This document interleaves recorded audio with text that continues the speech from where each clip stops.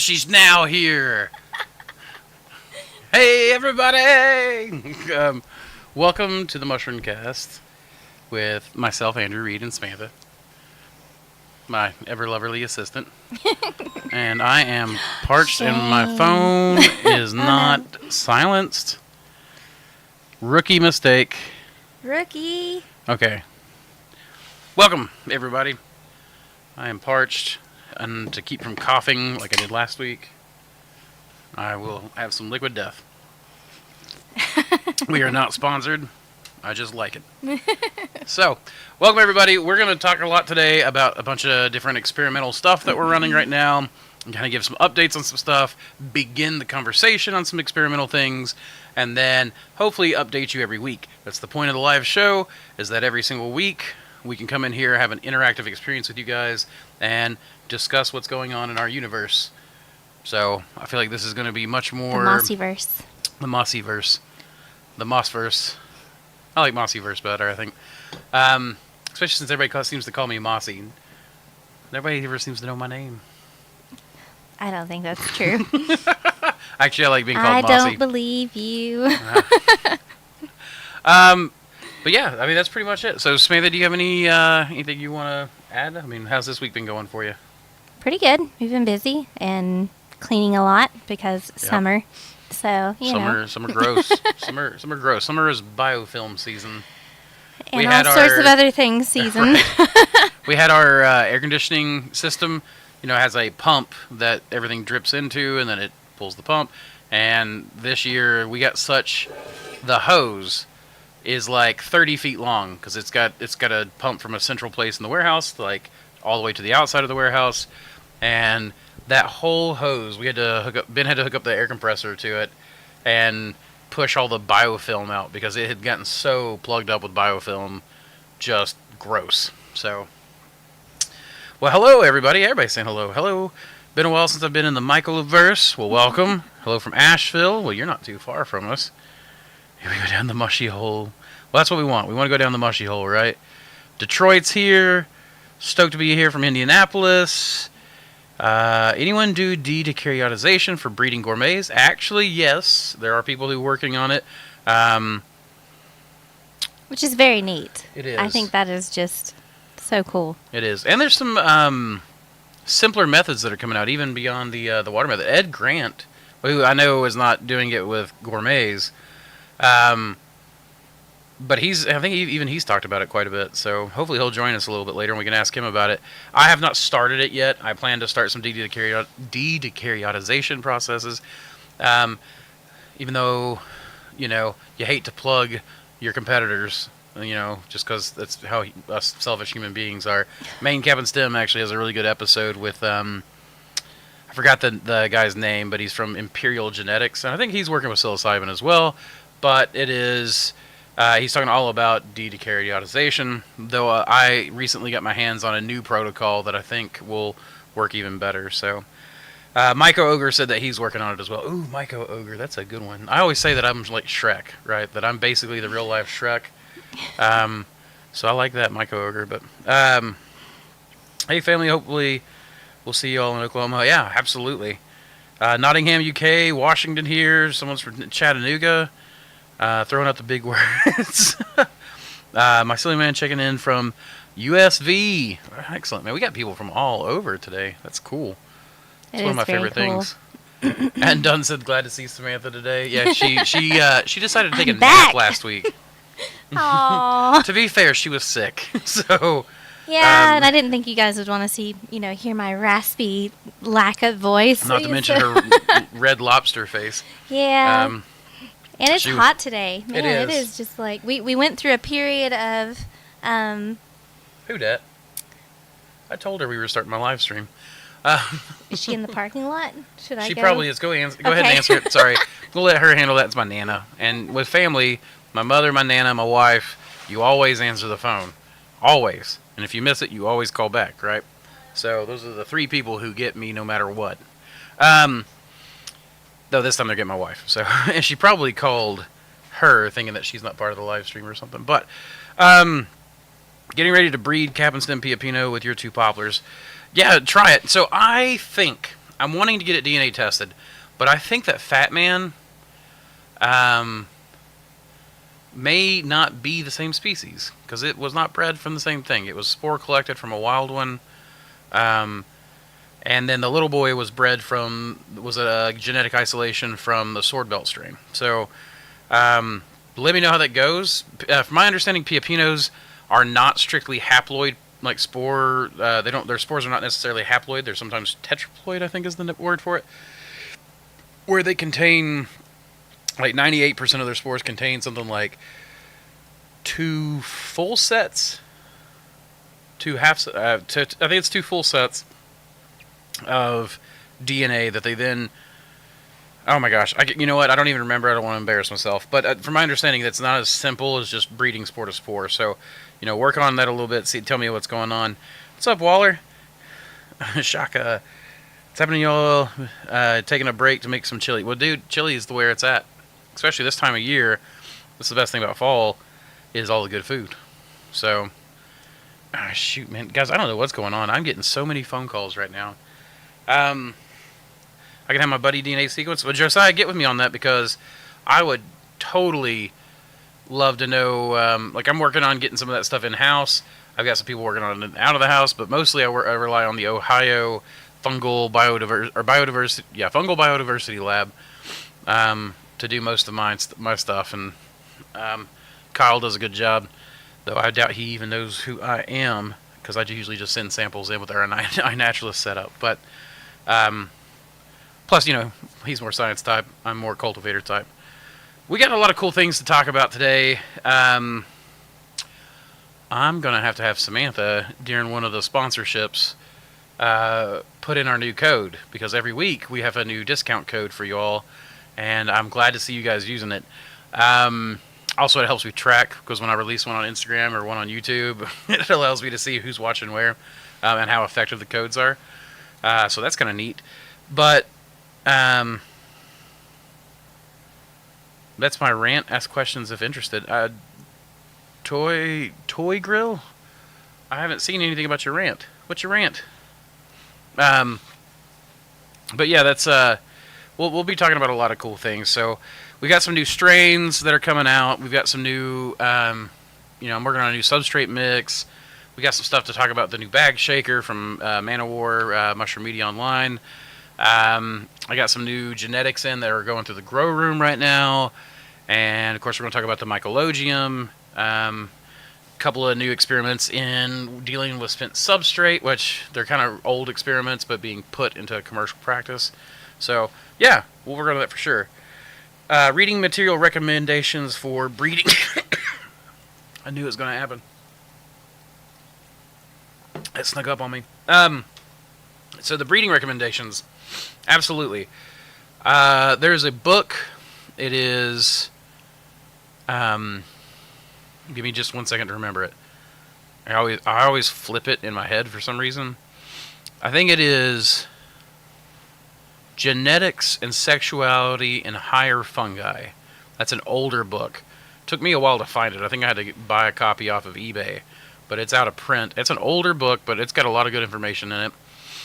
There is a book, just a textbook, on comprehensive genetics, I think is what it's called.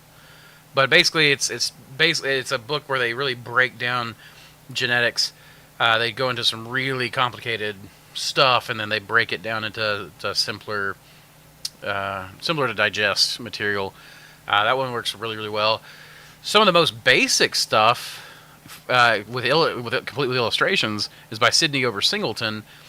If you go to the Facebook group, Growing Mushrooms, Mushroom Growing, whatever it is, it's that gigantic group that is so hard to find information in nowadays because it's so gigantic. If you go on that one and you look up Sydney, Sidnee, space Over Singleton, OberSingleton, over Sydney Over Singleton, and look up mushroom breeding. I think that should bring up 2 different posts he did with illustrations on basically some of the very, very simple, easy to understand. He is a master at taking complex information and breaking it down. He's a great educator. So those 2 posts are really good. Those 2 posts, it's the same information he gave me when I started my breeding program. So if you're looking to just get into it, that's a really simple, easy to understand system. And that's really where I would start. There are some really simple methods for going into breeding, and then there are more complex ways to do it. Some ways are more effective. Fresh from the farm fungi. If you wanna get into like breeding monos, or even a description of what that is, Fresh from the Farm Fungi has a mushroom breeding series. And that's pretty good. That's a pretty good series. He goes into basically how to take spores and get single spore isolates and then combine those together. And what's cool about that method is you can literally take your monos, which is whenever you get a single spore grown out on a dish. You can take your monos and you can bank those. And then when you bank those, you can do all your combinations. And then as you continue to get more monos, so every time you go through a system and you collect monos, monokaryons, or monokaryotes, or whatever you want to call it, as you get these single spore strains stacked up, you can then, I've got 12 different strains, and now you can breed those all to each other in all the combinations. And you can continue to have your monos banked, collect more, another 12. Now you got 24 monos to work with, which now increases, what all you can work on. Welcome back. Thank you. So that's a really good way to go. If you want to, the only problem with that method is it takes a lot of dishes, a lot of time, a lot of resources. So that's a lot easier to do, like in part of the season when it's like a downtime in the season. So that's the stuff that I would suggest as far as like, here's some of the easiest to digest information to get into mushroom breeding. I will tell you, mushroom breeding is kind of tedious and resource intensive. And there are a billion different ways to do it. Some being really effective, some being questionable, some being starting off with selective pressures, etc., etc. Like you could go into it. It's Samantha's talked me into writing a book. I am working on it, and I will have a pretty comprehensive section on mushroom breeding when that releases. But I'm slow and distractible. So How do you digest a whale, all right? One bite at a time. One bite at a time. That's exactly right. That's how you say that. And Mike Ogre says something about Ed Grand's grab and drag is another good way to go to isolate mons. Absolutely. I've not tried that method. So that would be an interesting one to try. Hey, Yaggersil's on. What's up, man? It's been a long time since I've talked to you. Aww. Okay. Working on splitting black pearl, king oyster, and others. I'm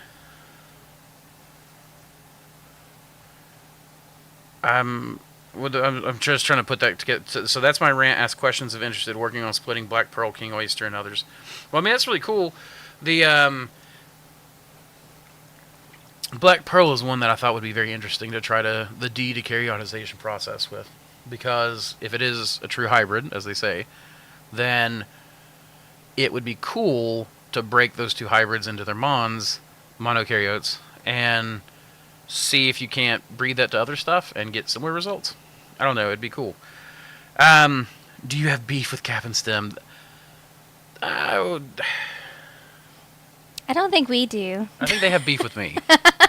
For whatever reason. I mean, I know reasons. I know the reasons, and we can, it's not something I talk a lot about, so we won't go into that right now. Yeah, we won't bash them like they bash us.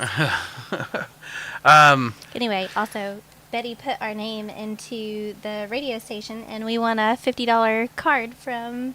For our anniversary? Yeah. Super cool. Which is really, really sweet. So 20 years. High five. Good job. Have we really been married 20 years? We've been together 21. 2024, that would be 19 years. So... Well, we got married 2005. Yeah, Yeah. 19 years. So yeah, Yeah. right at 20 years. Holy crap. And we dated 2 years before that, so it's been, I don't know, that first like 9 months was just figuring each other out. So I don't quite count Yeah, no that. kidding. You were weird and hard to figure out. It was not weird. You were weird. First time I kissed this girl in the car, she like flew back so hard she hit the back of her head on my passenger window.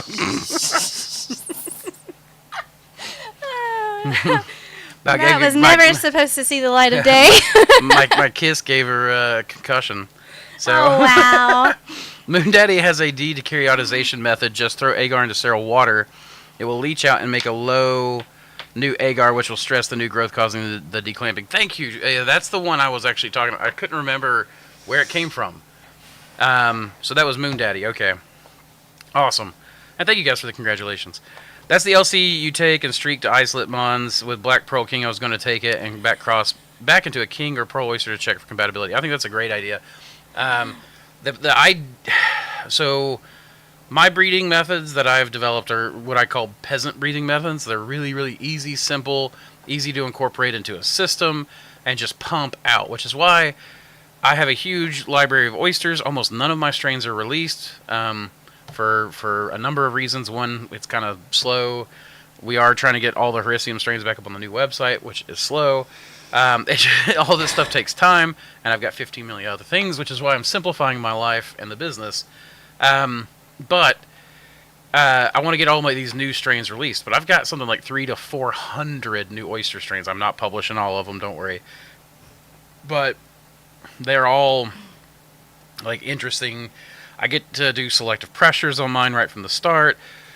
So my strains, the next 2 or 3 generations that I'll be releasing, kick my old stuff's ASS. Right, we're still within the first 10 minutes. I can't cuss. So, I'm very excited. Plus, on top of that, we take the time to grow them out, of course, multiple times to make sure they actually stay the way they're supposed to. I am so excited about my Mopor series. The Mother of Pearl crossed with Old Road has made some weird phenotypes that are delectable and tasty. And then, of course, with the Mycologium, which I'll just put that a little up right there. With the oh, Samantha, you're blocked. But with the Mycologium, we're getting all this wild stuff in, and it's super cool because I'm starting to get to bring that in. There you are. Look, you're kind of hidden.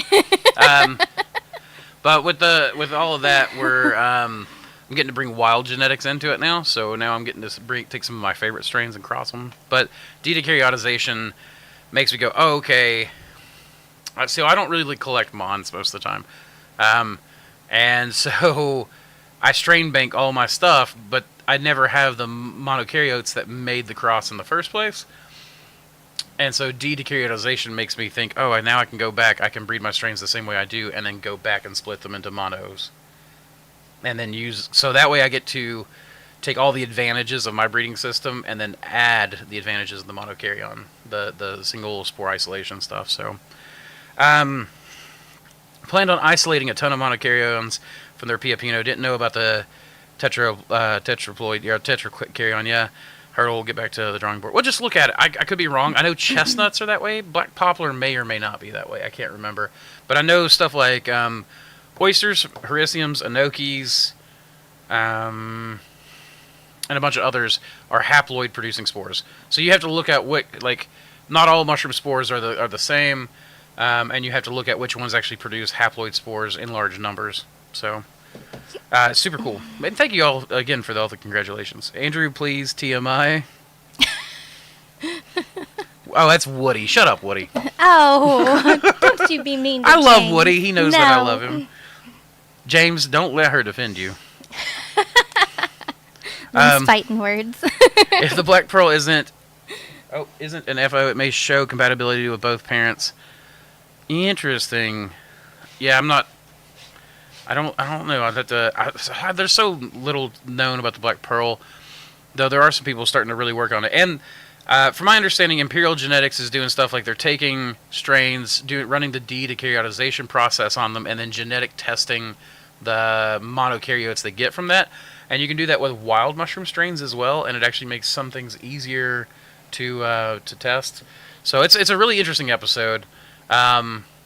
you know, despite all the beef that may or may not exist, Eric Lohman is an excellent interviewer, and he does a really good job of bringing information out from people. So, let's see. I'm looking for some better straw alternative strains than Field and Forest. Any recommendations for hunting some? Yeah, call me or email me and get some recommendations from me about my strains. I have some stuff that really runs well in straw. Pretty much any of my strains will run well in straw. Other than King Blue doesn't seem to like it so much.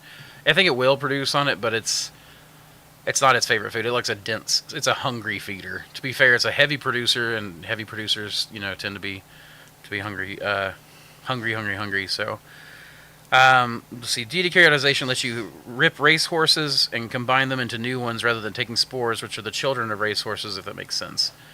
Somebody just deleted their comment. It was Woody retracted his message.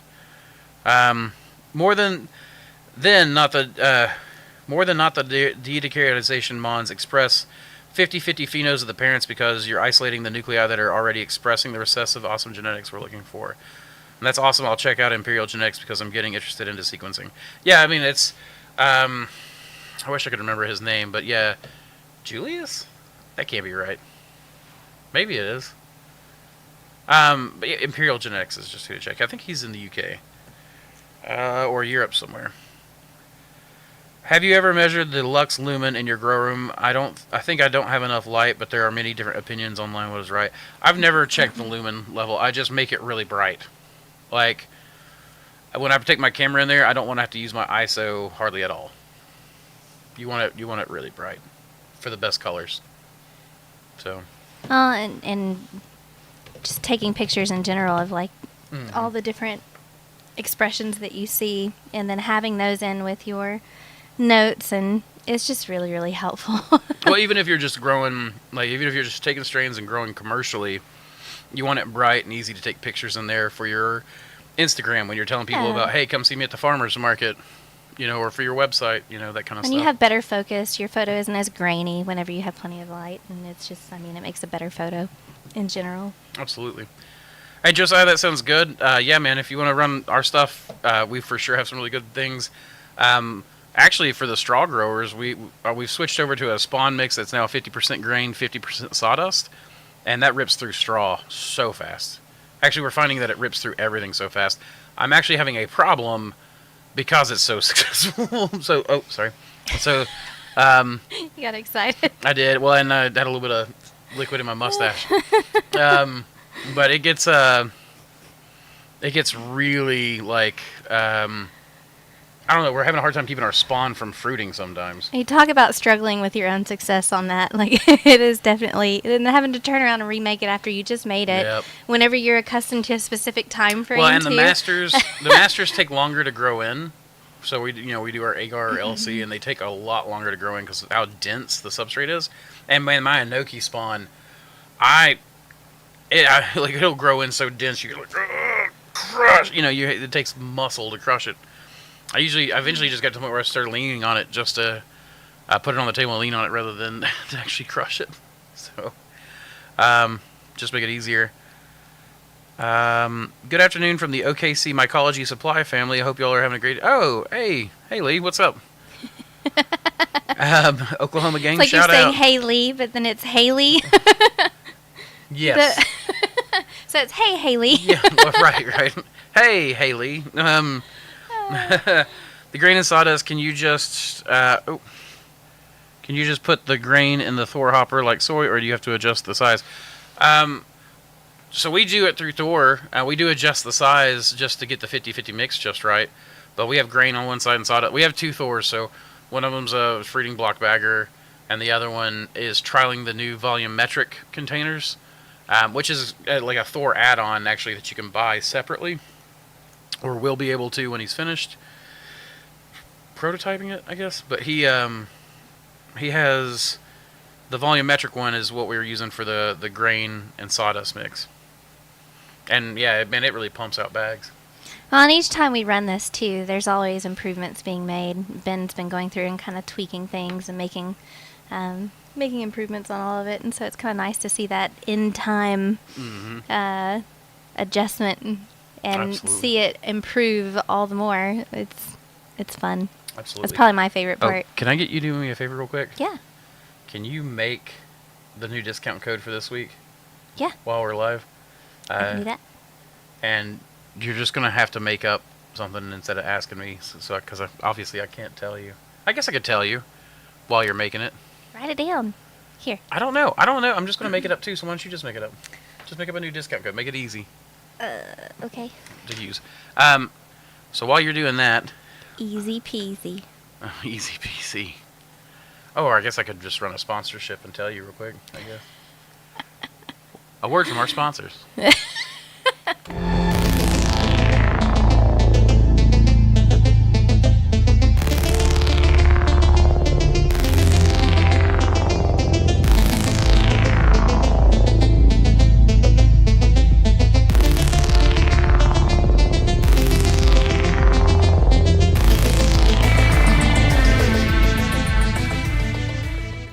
All right.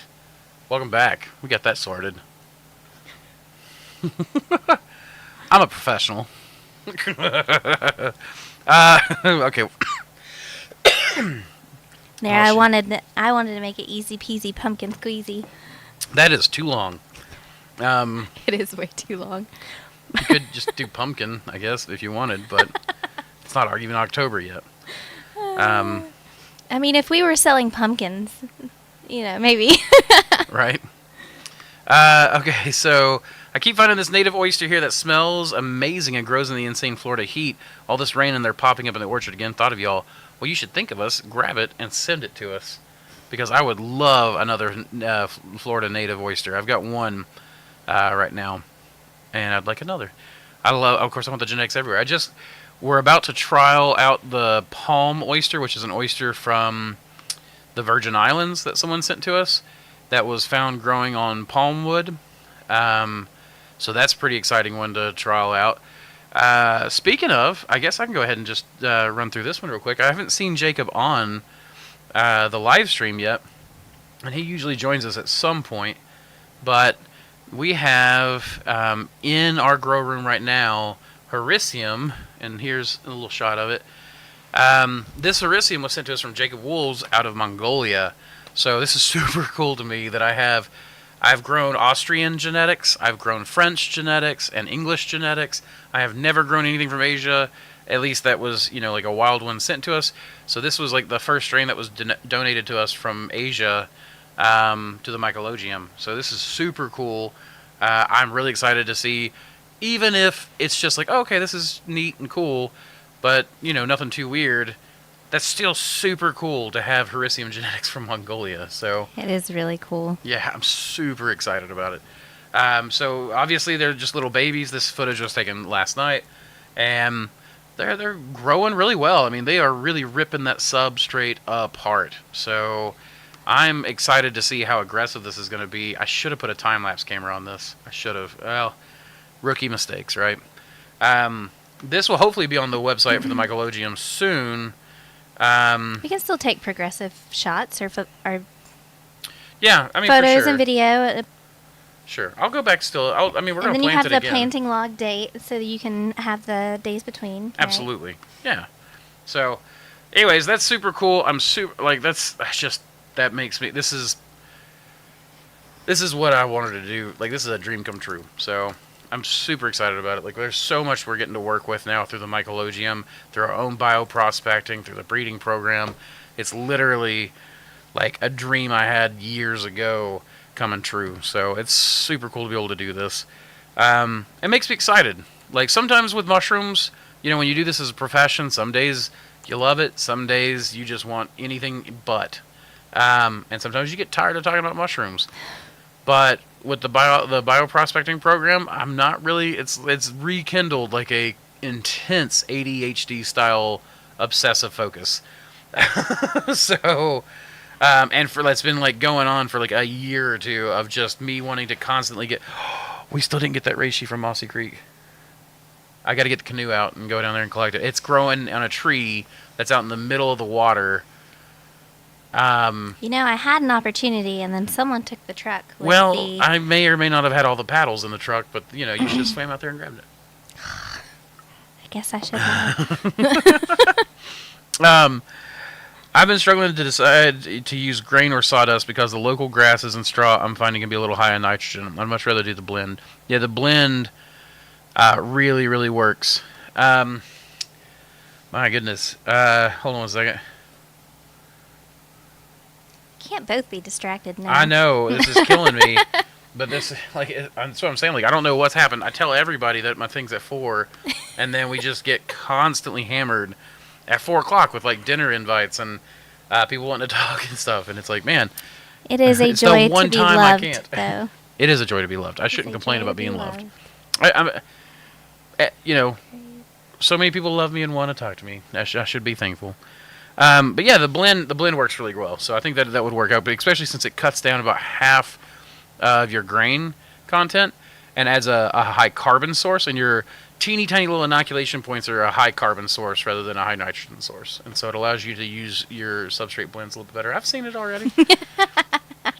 Did you get the code? I was trying to work on the first 2 things that you told me to do. We'll do the code first. Okay. Because that's more time. What is it? There's important and there's Extra important? No, it's like what? Immediate? Yeah, basically. One's important and one's immediate. I forgot the word for it now. Goodness gracious. All right, so I haven't tried it yet because sometimes I find one by itself instead of a cluster, and it seems to have been a beefy stem.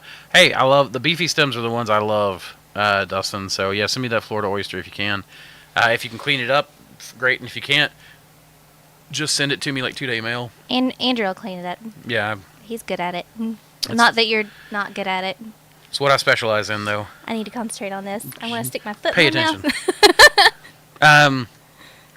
What do you ask? Is it best to grow at a lower temp so longer grow to help keep good color for golds and pinks? As I hear it, the temp is higher, the color is not as bright. That is true that the colors are better when temperatures are lower. So, as a general rule, it's not completely true. So you need intense light a lot of times. So if you grow in the dark and cold temperatures, you're usually not going to get good colors. So you need cooler temps and high light. Now, the other side of this though is that the colder you get, mushrooms are not warm-blooded. They're not warm plasmided, but they are at the mercy of whatever temperature they're in. So their metabolism slows down with cooler temps. So if you go down real low, you will get better quality flesh on your mushrooms, and you will get better coloration if you have lighting there. But your crop cycle will be lengthened, which, we don't necessarily want. So what I like to do is around 65 degrees to me is about perfect for most things, because you get really good coloration, good flesh, but you also get a crop cycle that's tolerable to the farmer. Because, we're doing this, yes, because we love our community. Yes, because we want to provide good food for people. Yes, we want things to be delicious as they can be.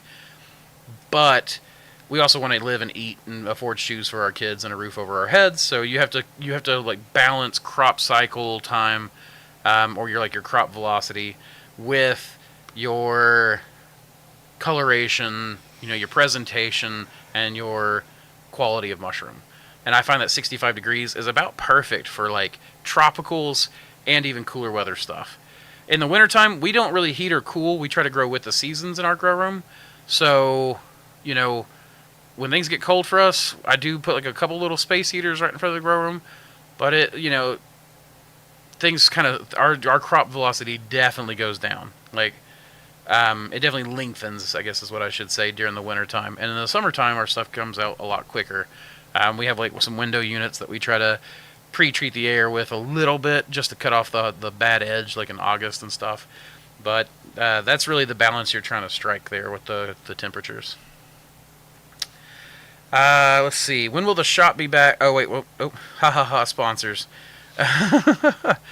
Coupons published, by the way. Okay, awesome. We'll announce it later at a random time. Good evening from the UK. Could you please recommend the best substrate ratio for growing reishi and turkey tail? Thanks, you guys are an inspiration. Well, I don't have the best, a silver bullet solution, but I'll say that when it comes to our mix that we've grown reishi on right now, which is actually a good time. Right after this question, we should talk a little bit about some reishi. You're not. Don't be in too much of a hurry. But the mix that we're using is a 65% hardwood sawdust and a 35% oat hulls. Which, I mean, oats, as far as I know, in the UK are actually a good UK crop, so you guys should have that. But even if you don't have oat hulls, you can use soy hulls. If you use soy hulls, just be aware that they're about twice the nitrogen content of the oat hulls, so you could back down to even something like 20% or so. I got an 80-20%. Now, someone asked, when will the shop be back up so I can get a grain order in? You can go ahead and order now, but not everything is available in Spawn, and not everything is up yet. So if you're wanting Hericiums, we're going to try to add those tonight and tomorrow. It takes us a couple of days to upload, a bunch of strains because we got to write the descriptions and all the SEO stuff and et cetera, et cetera. But we are trying to get things up quickly and then patch to a better product later. I'm actually I'm uploading products first with their prices and drop down menus, and then the photos. So you'll have some things that have what it is, but not a photo, and then you're gonna have some things that have the photo and the no pricing, description. No description. So this is what Andrew gets for just I deleting the website. I deleted the old website while she was on deliveries one day, and then came back and was like, well, build us a new website. So anyway, it'll be fine. It'll be fine. Take a photo now. I'll post it on the Discord. Yeah, please post that on the Discord. I want to see that Florida native. Yeah, definitely lit a fire under my... Your bahootie? Yeah, habooty. All right, so let's talk a little bit about reishi real quick, and then I'll get back to the chat. Dang, I knew I'd start talking and start having... okay, so while we were in Georgia last year, this was October at the Georgia Mushroom Festival, we came across... We were actually like hoping to bioprospect while we were there. And I was getting a little disappointed because we weren't finding stuff. And we went swimming at our campsite because we'd camped. We brought a couple of RVs and hit the wood line and made this perfect little campsite. It was super amazing. My favorite thing about the Georgia Mushroom Festival was our campsite. Just hands down. Goodness. 1 second. Okay? Yeah, it was beautiful. It was right next to the creek. And we had, there's a little bit of just general kind of traffic noise, but it was, overall it was very nice. Very peaceful for the most part. Beautiful view. And then Samantha, I don't know if she looked over my shoulder and she was like, is that a reishi? I was like, what? No, we were swimming and I was ottering around per usual, and then I found it because we had gone through and we had the whole group. It was a huge group had gone through and searched for anything and everything that we could find, so that we could kind of bring it to the lead individual. Oh, that's right. We had done the mushroom hunt right through that area. Yes, and then it was so hot. Georgia in summer, I thought Tennessee in summer was bad. That was Georgia in October. Well, okay. So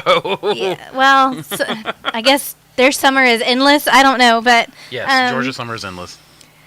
We decided to go for a swim, and the kids and I were goofing around, and Andrew came in, and you were swimming, and then I just looked over your shoulder and found it. And we had looked at this dead tree on the other side, on the land side, but we hadn't seen it from the water, and of course it makes sense with the humidity. We had 100 people pass by during a mushroom hunt, and no one found this reishi, and the log was kind of hollowed.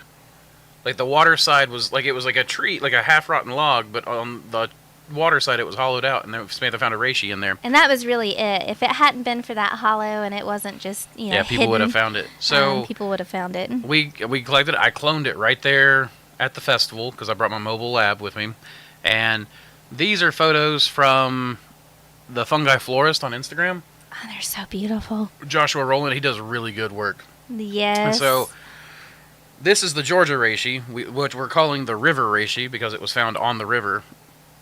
Which, I gotta say, I always find the best reishi genetics always on the water. The next reishi I'm going to talk about was also found on the water. The pond reishi, which is what we've been selling for the past couple of years, was found in the water. Reishi and water, there's just this magical combination. It was a pond. And it was a pond, so the pond reishi. One day I'm going to get creative with my names. So you have the pond reishi, the river reishi. We've got the other one. The next one's the lake reishi, but it's not even called the lake reishi, thankfully. So, but yeah, I mean, this it's a beautiful strain. It grows really, really fast. So this one is going to be uploaded on the website. I mean, it's got a really nice like beetly red to it. I don't know how he gets the little tiger stripes on some of those stems. And then like this one branched way better, and I don't know how he's getting it to branch that way, or if I think it just naturally branches this way. Too. Like you'll have like this little circular disc, and then they look like little ET fingers. Yeah, frog, like tree frog toes is what I always think of. That's exactly. So yeah, Josh has done a great job with it, and those reishi have just turned out great. So I'm loving this collecting and seeing the wild genetics and getting to see how this reishi's formed. So let me go back to the chat a little bit, catch up, and then we'll... And Josh, if you're watching, I took those photos and I kind of cut piecemeal to try to, because with the website you have to fix it. You have to put it in a tiny little square, and it has to be, just so. So I'll send that to you if you want it, if you want to utilize it. About to put MCM lion's mane blocks into a small fruiting tent. Excited. Do you think I could get by with using a one-disc fogger to humidify a tent that is approximately 75 cubic feet? Yeah, probably. I mean, if it sounds like it's one of the vertical tall ones, so put it in the top and let it rain down, or put it in the bottom and pump it up. But yeah, you should be able to. I think so. A 3-disc fogger would probably run less and put out more humidity. But the one disc I think would probably be fine. 75 cubic feet is not a big tent, and so I think it would be okay. I guess it depends on how much air you're running through. Which one? Do you want all of these? On the 2 new ones, no, just that one and that one. Okay. Maybe you can do a spawn option. You can do a spawn option for the RDT and the river. Yeah, go ahead. Okay. So Samantha's loading up strains right now while we're talking. Happy anniversary and congrats. New website design looks great. Thank you, Connor. Appreciate it. It's gonna get better. Talking about the website, she is. I'm so mad at it right now. I'm taking that as it's gonna get better. She means the marriage, even though she's actually talking about the website. Andrew, I just wanted to say thanks. Andrew, I just wanted to say thanks for the ideas, details, and inspiration. Great stuff, man. Been watching and learning from things you shared for years. Never caught the live stream. Thanks, dude. Yeah, man. I'm glad that you got to join us, Myco. Ogre. Ogre is probably better because everyone's got a Myco name, right? Even I, like, in my Discord, I hide as Myco Miner. That way nobody knows that I'm the owner of the Discord. Unless I tell them. Well, now you're not hiding. You just told everybody. Please. Nobody pays attention to me. Cody says, at Spore Muse, I tried that myself and it was not enough. I recommend getting the AC Infinity Cloud Forge T7. It has a 15-liter tank and 3-disc foggers. So that's interesting. I've not tried that. That's pretty good, I would think. Like I've gotten some 3-disc foggers from House of Hydra that worked really well for me. So I tried 100% sunflower hulls and soybean hulls as spawn for fun, and both work well, but I didn't see much difference to just grains. Yeah, I mean, they work pretty decently. And in fact, that's how I took a high nitrogen source and then would inoculate my straw with that, because otherwise putting, any sort of high nitrogen through the water bath in pasteurization like we did with straw, the devil's substrate, or Satan's substrate, that was that was the only way to get high nitrogen to it. So we were able to boost our yields by doing wheat bran. I think was technically what we used back then. Was a lot of wheat, like a 40 to 50% wheat bran mixed with sawdust as our spawn back then. Okay, thanks. I'm in the UK. Oh, that's not the same Woody that I was thinking of. I was thinking that was James Woody, but this is Woody that's in the UK. I'm sorry. I told you to shut up earlier, and I thought you were a different Woody. He doesn't know you. So 65 degrees. Okay, thanks. I'm in the UK. So 65 degrees Fahrenheit's about 18 C. I think that sounds right. Fab heat in the UK during the late summer, autumn, and winter is normal. It will go down as low as 3 to 5 Celsius 437. Wait, what? I'm okay. Oh, 37 degrees to 1 degree Fahrenheit. Gotcha. I'm an American. You know, we work in Imperial, which is funny since you guys are the ones that made that actually. So, what kind of mobile lab do you have? DIY, cool. Yeah, I mean, I built it. So I ordered a small. I think it's called the Nomad. In fact, it's sitting right over there behind your perspective. Got a little astronaut lifting weights on it, but I got that from Lab Rats, LAB, RATZ, Lab Rats. Had that for me. It's actually got like Samantha's MCM monogram like cut into the top. It looks super slick and cool. And then, yeah, just have a spare scalpel, alcohol plates, like we pre-pour plates, and all that kind of stuff. And then I have a battery bank that like a little power station that plugs into and just generates the power for it. And then I got some solar panels that charge that battery like while we're out in the field. And so we just use that to run the mobile lab, and it works great. It's not powerful enough to be in a windy situation. So what we've done is we've set up like I got little cardboard wings that come out and block the wind, and then it works a lot better. So that's my mobile lab. And then Dustin said he posted a picture of that in general in our Discord, which I'll check out later. High CO2 causes the antlers and splitting. It is also genetics, but low CO2 promotes conch formation. Yeah, I was familiar with that, with like the reishi doing the antlers. I didn't know that it caused the splitting. But yeah, I've noticed that certain strains seem to split more than others. Terrestrial fungi's Brazil strain splits like crazy. But was it Ganoderma kurtzii? So GFCL1? No, GCFL1. Yeah, Ganoderma kurtzii Florida 1. That's it. That one doesn't split hardly at all. Creates these antlers that are just, I don't know, perfectly beautiful little spires. Like it's weird. So I'm actually going to breed that one with some of the other kurtzii strains I've got. So another thing that we're working on, Samantha is really not excited about this, by the way, so she may make a face. But I am working on using different types of substrate, and even working with some strange stuff to make like an anywhere mix, or find stuff that people can use anywhere. So here is dog food and sawdust. And yeah, like I said, she'll make a face. Ew. She's really like. Ew. Once I found out that people grow on like fish meal and stuff like that, I actually want to use cat food. Someone grew some on sardines. Yeah, who was that? Flush Crusher, I think may have been the guy that on Instagram that. Don't train this stuff toward that. It'll be us next. Stop it. Oh please. What was interesting is I put the dog food in there first, and then the sawdust, and then what was funny is when we put it through Thor just for the water. So we just hit the water button. All the dog food floated up to the top, and so it made this layer of dog food on top. But I'm going to be inoculating that tomorrow with an oyster, and then doing a control group as well.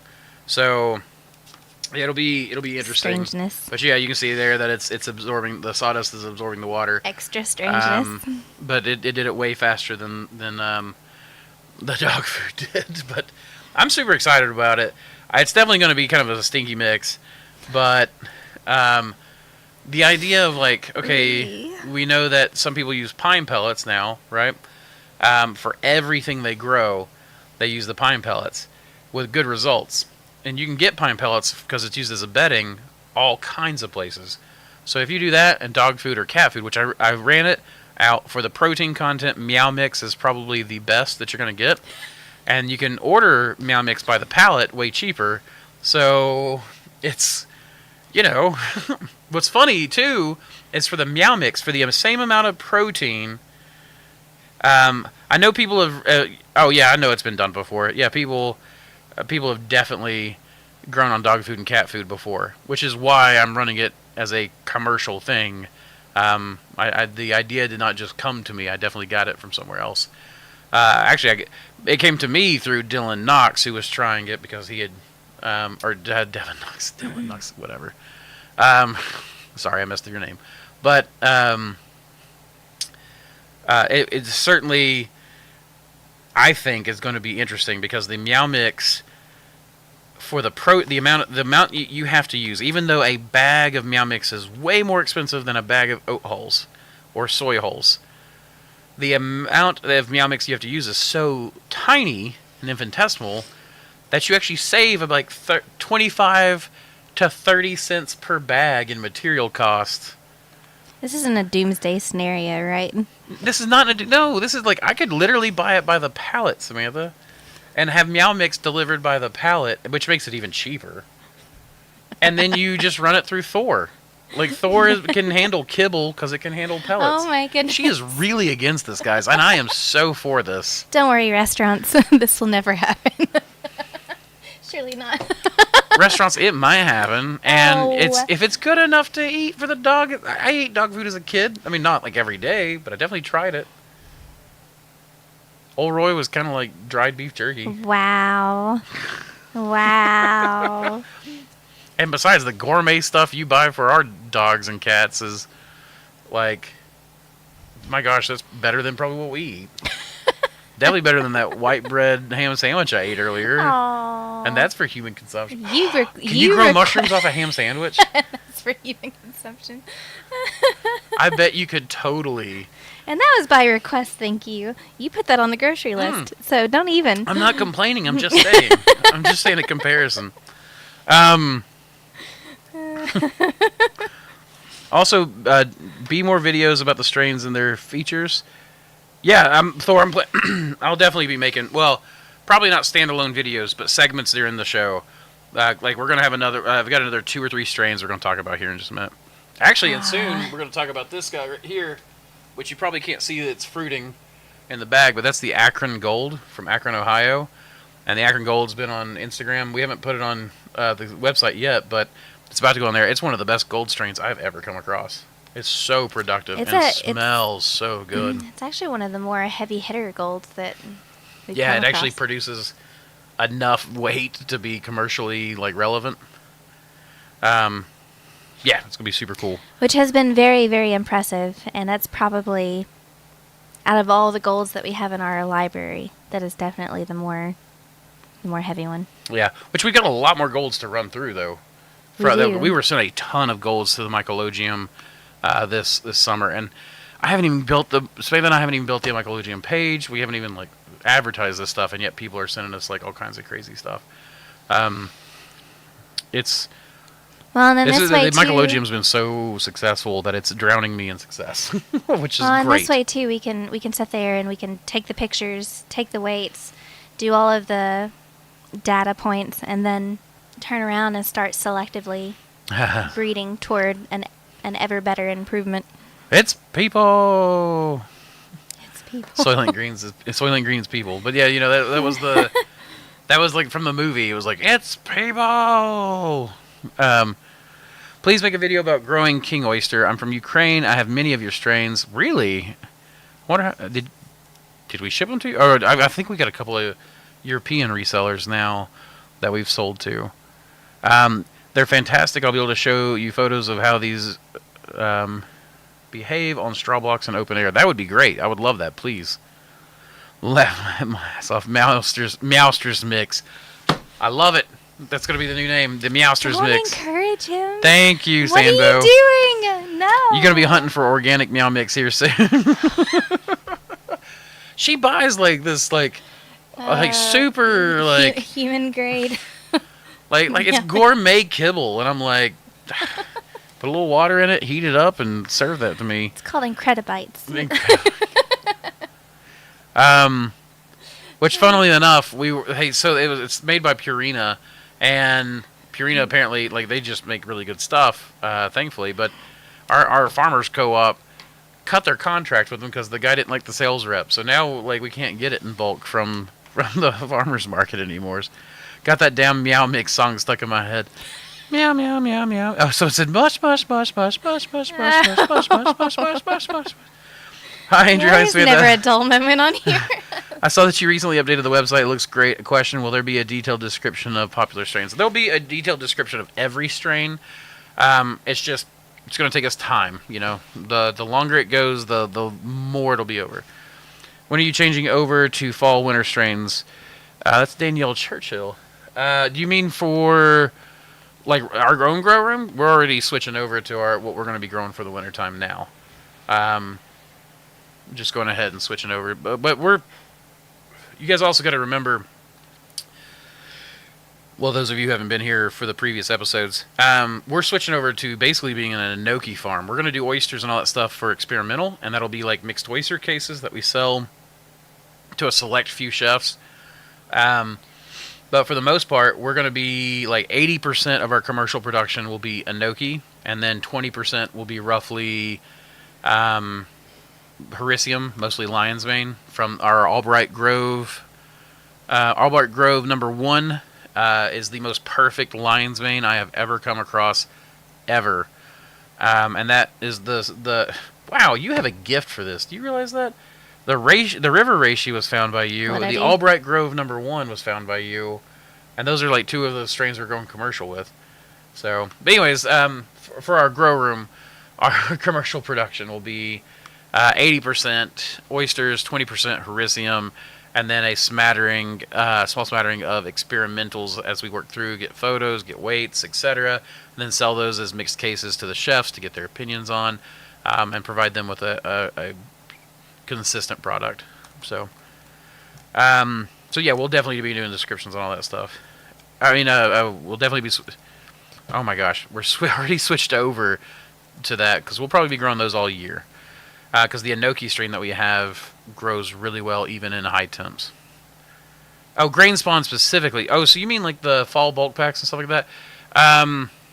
We're just going to be running some strains. I guess I need to make a grain spawn like section, like I did for the liquid culture.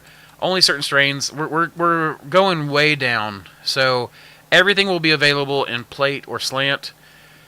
About 10 strains are going to be available in liquid culture, and that's it. I'm not going further into liquid culture than that. And then about 5 or 6 strains will be what we offer in spawn, and we probably will rotate those in the fall through the seasons. We're still going to honor everyone who ordered before we shut down the old website. Right. We're still honoring those orders. Yeah. So anyone who ordered spawn before that or liquid culture, you're still getting what you ordered, but. And then everything going forward is changing slightly because what Andrew and I have found is that we've had so many strains and then it's just the two of us, and so it's been difficult trying to keep all of those strains running all at the same time at any given point of perfection. And when people order, they're not wanting to wait sometimes on, and understandably so. Yep. But we are not the fastest grain spawn company. But you're going to get something no one else is offering. So that's what we'll do is we'll start offering spawn that no one else is offering. As far as liquid culture goes, we'll be offering our 10 biggest, like our 10 best sellers in liquid culture. But I don't want to keep up with 30 different LCs, 30 different grain spawns, 100 different slants, blah, blah, blah. We want to really get into the genetics game.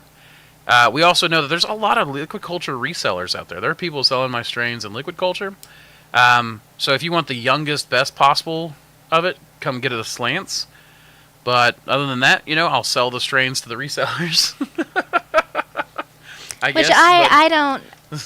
don't agree with. I think you ought to incentivize the person that is putting in the work. I agree with that too. I mean, honestly, the best thing I'm trying to do is put out educational material to help people make their own liquid culture from needle biopsies.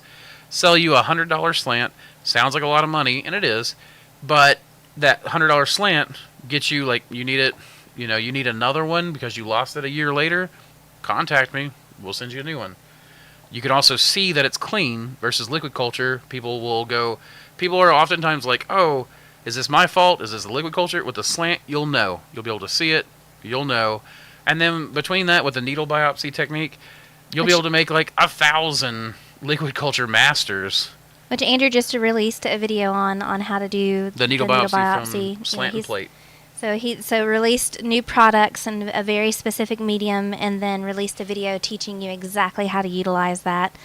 Just kind of making sure that you guys are leveling up with us, and then on top of that, hopefully this will get folks to where they need to be more self-reliant and sustainable, and really bolstering their own library and being proud of that library, and while allowing us to offer the largest diversity possible. Yeah, and then not making people disappointed or upset or frustrated with us because we're not fast. So there's that too. And so it simplifies things for us, makes things simpler for other people, and that's the way we're going with all that stuff. So and you're increasing the quality of the product too. So you're ending up with something that can last you anywhere from 20 to 30 years if you take care of it, and $100 for that long is really you nothing. make one jar of liquid culture with that. That's 50 syringes. That ends up saving you a ton of money. So, all right. That's you? Okay. So, talk about bag shakers. Man of War has produced a really cool bag shaker. We've shown it I've shown it on Instagram and YouTube and Shorts, and I think even the last live stream. Super cool. I talked to Ben, put the Instagram post out today. But I was like, this thing with that speed controller on it, you could probably put liquid culture in there and just do an orbital shaker table, which I've always wanted one, but they're like $700 to $1,000 for a cheap one. And so we tried it, and the glass kind of broke. It didn't break, but it kind of hit each other and stuff. So we're like, oh, clanking. Crap. And then Ben, I just got a picture from Ben that said, try this. And it was literally an insert that was already built in there. So I went in there and I put a bunch of liquid culture jars in there and then started it up. And here you can see right here, there's the speed controller. It's foot pedal operated, right for the bag shaking. And typically you would really shake that. But look at that. You can just get it and it's going round and round. But it's sitting there shaking that LC just as an orbital shaker would, which I've seen a lot of people do this. That's how they get that really nice boba effect. There's where you can set the timer, so you can put a baseline infinite or 15 seconds. Little poop timer. Ben hates that so much. He couldn't find timers that didn't have that. But I think it's technically a 9. I'm not sure, but the it's idea like the calculator when you would flip it upside down. for what was it, 80085? Oh wow.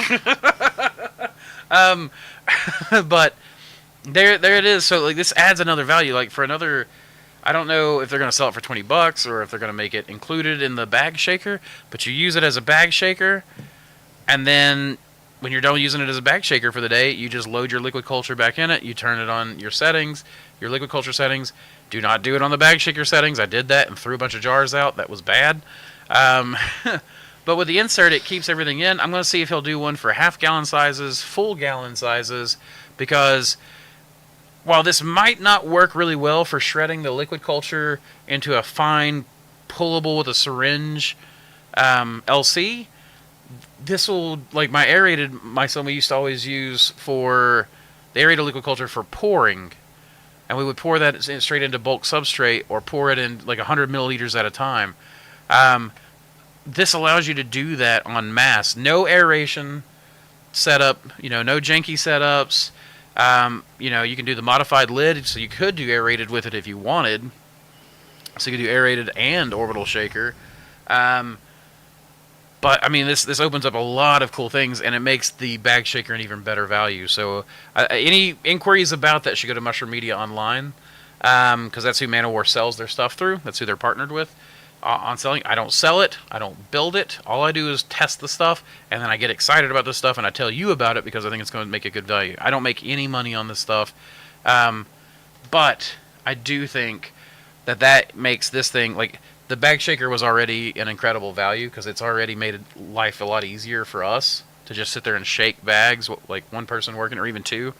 But now it's got value during the downtime as well. Just if you have to, don't run them both at the same time. Well, if your table's shaky. Our table shakes, and it makes the sealer act weird. But, by the way, Ben is doing a death test on one of these. So he's put a bag in it and got it just rotating, and he put it way up. So you go over there right now, it's rotating up on the top shelf of those pallet shelves. Oh, He was way up on a ladder setting it up when I went over there, and it's just sitting there, a heavy bag in it, and he's just going to let it run until it dies. Just to see what the life expectancy of this thing is. So I love Ben so much. His brain works so weird. Brilliantly. Yeah. I am. You want to make a bet on how long it'll last? I am not much of a betting man unless the risks are really low to me. Oh, not even like. I'll give it 6 weeks, 7 weeks. Actually, it might last longer than that. I'm gonna say 7. Oh man. I'm gonna say it's gonna last a year. A year. Just because I'm just want to go on the outside. I'm taking the outside I'm bet. not showing enough confidence in this, am I? I don't know. I mean, you can show whatever confidence level you want in it. So 6 to 7 weeks is when I'm going to be really curious to check back on it. So about 2 months or so. I gotcha. All right, let's talk discount codes. This week's discount code is Enoki 20. I don't have a graphic for you, so because we made this during the stream, if you remember, it's Enoki 20. ENOKI 20. You use that at checkout, it gets you 20% off. Grain spawn, culture slants, liquid culture, whatever we have available right now. If you wait a couple of days, we'll have the Hericium library up. We've got new Reishi strains going up. Speaking of, let's talk about, by the way, that was Enoki 20. We have Reishi, it's RDTN2. That's Reishi Denise Tennessee 2. That's because it was Reishi that was brought to us by Mr. Denise from Tennessee. It was the second strain he brought me that day. And what you can see right here, that's, well, okay, look at how golden that is. This is the most yellow in the early stage Reishi I've ever come across. Whoa, we are glitching. What you're seeing here is that bag was packed on 25024. Today is 263. Yeah. So today's 263. 13 days, and you've got 2-inch fruits already coming off that Reishi strain. It is very impressive. Block. I have never seen this. The fungi. These pictures are from the fungi florist. He was talking about this is like his new favorite Reishi strain. I really thought that I put more pictures of the on there. Let me fix it. I'm definitely gonna fix that. Hold on. Let me. It is beautiful though. It's got just that yellow. It's just like this huge burst of yellow on it, and it's just really, really pretty. I've never seen one like that personally.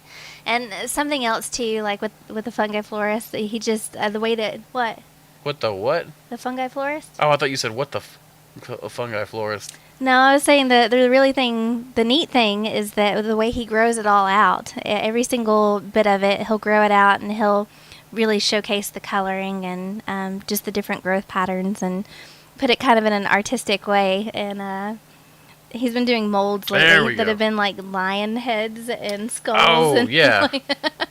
It's been really, really cool. Oh my gosh, that's just so. Yeah, oh my that gosh. one right there. This strain is my That's new the one favorite that I'm Reishi editing strain. right now. Is it?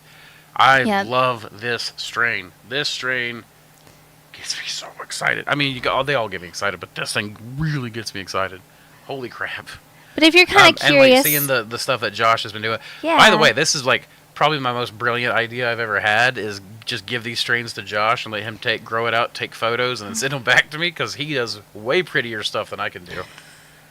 And this is what I was trying to get at was, you kind of check out his page and look at what he's doing, and you can sort of get a little bit of a heads up as to what we're going to be releasing next, and sort of see what it is. And then I'm using his photos. I want to make sure I give credit to him on our website. Yep, it's Josh Rowland, Fungi Florist. Check him out. He's got some incredible stuff. Incredible pieces of art. I saw they took the antlers, and I don't know if it was him that did it or somebody bought those and then did it themselves, but they're Reishi antlers with paintbrush tips on them. So you'll be able, like, they look like wizard wands. They look like Mycomancer wands. But so like I was just like, oh my gosh, okay. You're a myco wizard, and you get to paint with these like. And if you could do like fungal pigments too, or soil pigments, oh man, that would be cool. Oh, it would be super cool. And then here's just a short video. Like, this is me. Like, these are fruiting blocks are directly. Well, you can't see them because of the video, but they're directly behind me. These fruiting blocks, and these were all. I did not see the date, but I think they were the days on 250, wasn't it? I believe so. I think it was the same days. Yeah, 250. There we go. Right there. Say I can check. And you can see those are 12-pound fruiting blocks. They've got like 1 to 2 inch fruit on them, and today's day 263. So that's for the Julian calendar. So that's 13 days, and they're already producing like that. So which is it's quite impressive for Reishi. Oh yeah. Absolutely. Mycelium ASMR. Was it? I did forget to mute that track. I just now noticed that. So, so hopefully you didn't hear it crackle too much. Cactus Hat said he'll take a year and a day. Dang it, he's doing just the day. He's doing the what's that show? Come on down. The Price is Right. He's doing the Price is Right thing. $2,001. or like $1.01. Or right. Oh goodness. Thanks, Joe. What do you get if I win, or what do I get if I win, and what do you get if you win? If I win, you got to come back to Helldivers and start hell-diving with me, because it's awesome again after the update, and we're trying to create a mushroom wrecking crew. Devin and I are trying to create a mushroom wrecking crew where we're all fire and lasers, so that we're going to sterilize the environment with our laser scalpels. Anyways, that's actually pretty brilliant, right? So work hard, play hard, and then you just have some downtime with other mushroom farmers and.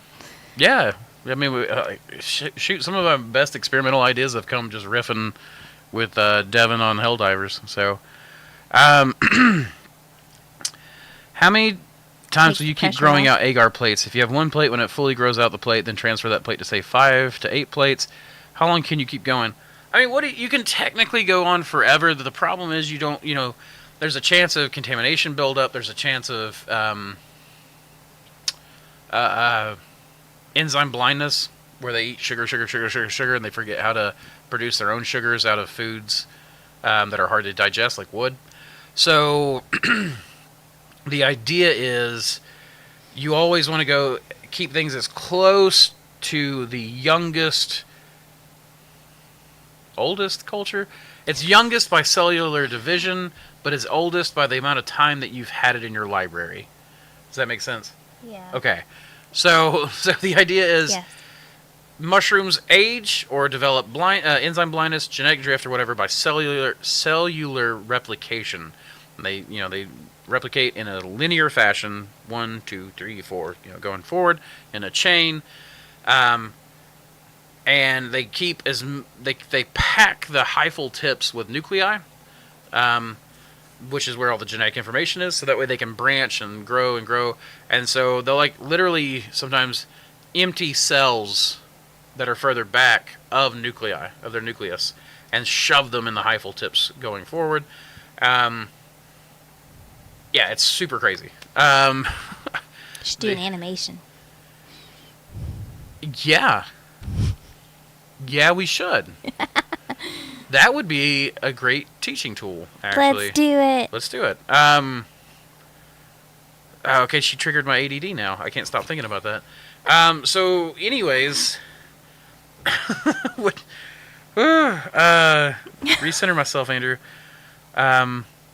Okay, so the point being, I wouldn't go more than a few transfers. Another thing to consider is agar plates are horrible storage devices, but great expansion devices. So you always want to, your slant is where you're storing, it's your gene bank. And then plates are really just a flow-through process. So you really want to go from slant to spawn, liquid culture, whatever you're making in the shortest time possible. So you can make 8 plates from one slant. You just cut out little chunks and then make those. And all 8 plates are the same age. So something you can do is put all those in a Ziploc bag, take the best one out, use that to make another 8, and then use these 7 over here to make 7 spawn masters, right? Or you can store them. Let's say you store all 8 of those, and you use 1 to make another 8, which then are used to make spawn masters. Then you've got another one you can use to make another 8, and you've got that one you can keep going back to without having to go back to your slant. And then when you want to make a new slant, you take it and put it to agar, grow it out just a tiny little bit, make sure it's clean, chop it out, put it in a new slant, put it back in the refrigerator as soon as you see good healthy growth, and then keep that. You want to, with doing that, you can keep strains, for 50 years with little genetic drift just with simple refrigeration. Cryo is great and all, and I do hope to get a cryogenic system soon. I'm looking into it and studying it, talking to reps and things. And cryo is great because you can basically store things indefinitely, forever. And, a tiny little piece of tissue in that cryo bank, can ensure your future genetics going forward. That said, the mycelial genetics with all these breeders and bioprospectors that we've got, they are all, genetics is moving forward at so fast a pace that most strains that were common 10 years ago are starting to become quite obsolete. So doesn't mean they don't make good parents or go into a good breeding program, or that we shouldn't save their genetics, because I think we should. But it does mean that they're going to be slated more and more for long-term storage and kind of sitting there as things develop. And things are developing at such a rapid pace that oftentimes, it's, as a farmer, it's better just to buy the new genetics than it is to oftentimes put a lot of work into storing stuff. And you can leave that up to more strain banks. Or people who are just passionate about the storage of these genetics. So, Well, and it also allows those older genetics to last longer because they're not being used up as much. Yep. There's a larger variety, and because of that, you can pull from other things and let other things rest for a time. That was cool. Would you just like shrank that? Yeah, you pull the nodes in order to erase part of it. Yep. ADD, focus. We are on a show with people watching. Do not look. Speaking of Enoki, while we were talking about that earlier, and how we're going to 80% of our commercial production being Enoki, and I plan to open up another 2 or 3 grow rooms with Enoki because it is my favorite freaking mushroom to grow. And they're so and tiny. Eat. You have like twice as many. You have to grow twice as many just to fill the same space. That's not true. Our blocks are producing 2.5 pounds first flush.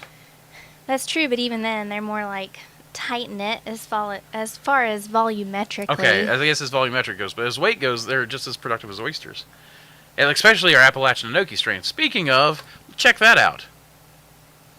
Nope, wrong point. That point. Nope, dang it. That way.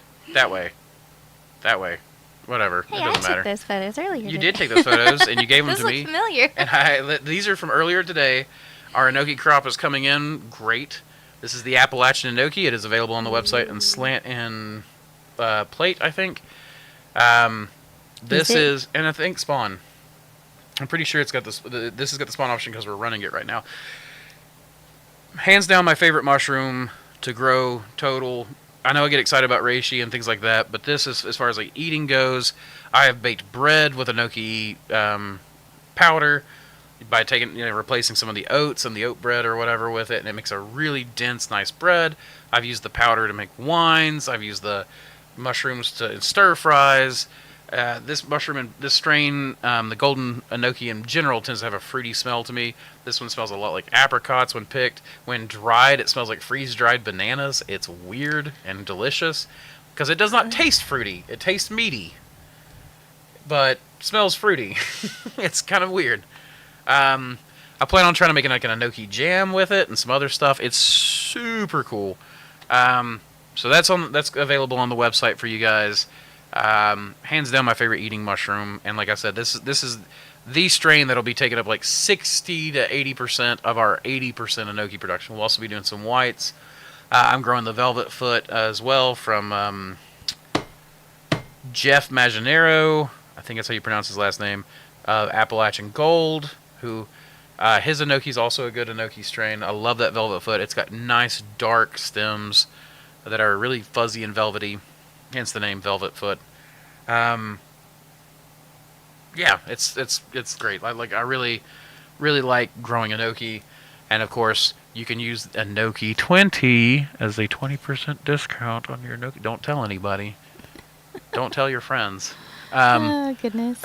Reverse psychology. It's not. Shh, you don't tell them that it's reverse psychology. Here, guys. Let's. It's getting 5:22. Let's hear a word from our sponsor. Dr. Solarian decided that he wanted to have a message specially for you. Introducing. I'm sorry, that was a technical difficulty. Here we go, Dr. Solarian. Introducing the future of mycology. Dr. Solarian's Elixir of Mycelial Mastery. This isn't your average culture mix. It's a revolution in a packet, crafted for the dedicated cultivator seeking unparalleled growth. Experience the visual alchemy of this masterful brew. As you mix 10 grams with 500 milliliters of water, watch the solution transform into a rich, amber spectacle, the hallmark of a nutrient-dense sanctuary for your burgeoning mycelium. This is where vibrant color meets vibrant life, setting our elixir apart from the ordinary clear liquid cultures. Prepare to be captivated. Mix 10 grams of Dr. Solarian's elixir with 500 milliliters of water, add a stir bar for thorough integration, and sterilize the blend at 15 psi for 45 minutes. Once cooled, introduce your favorite culture into this perfectly prepared, nutrient-rich environment. Watch in awe as the elixir works its magic, unveiling a mycelial masterpiece before your eyes. Choose Dr. Solarian's Elixir of Mycelial Mastery for a mycological adventure that's as visually enchanting as it is potent. Man, I love that song. It just gets me dancing. Oh my goodness! All right, He's Dr. been Solarian, dancing this whole time. I have. I like my own music that I choose. I choose it for me more than you all, though I hope that you also enjoy it. But I gotta enjoy what I do, or my ADD quits on me. So, Trading the Future Market said, "Yay, glad I didn't miss this." Me too. I'm glad you joined us. Joe Iovino from Cactus Hats here, taking bets against me.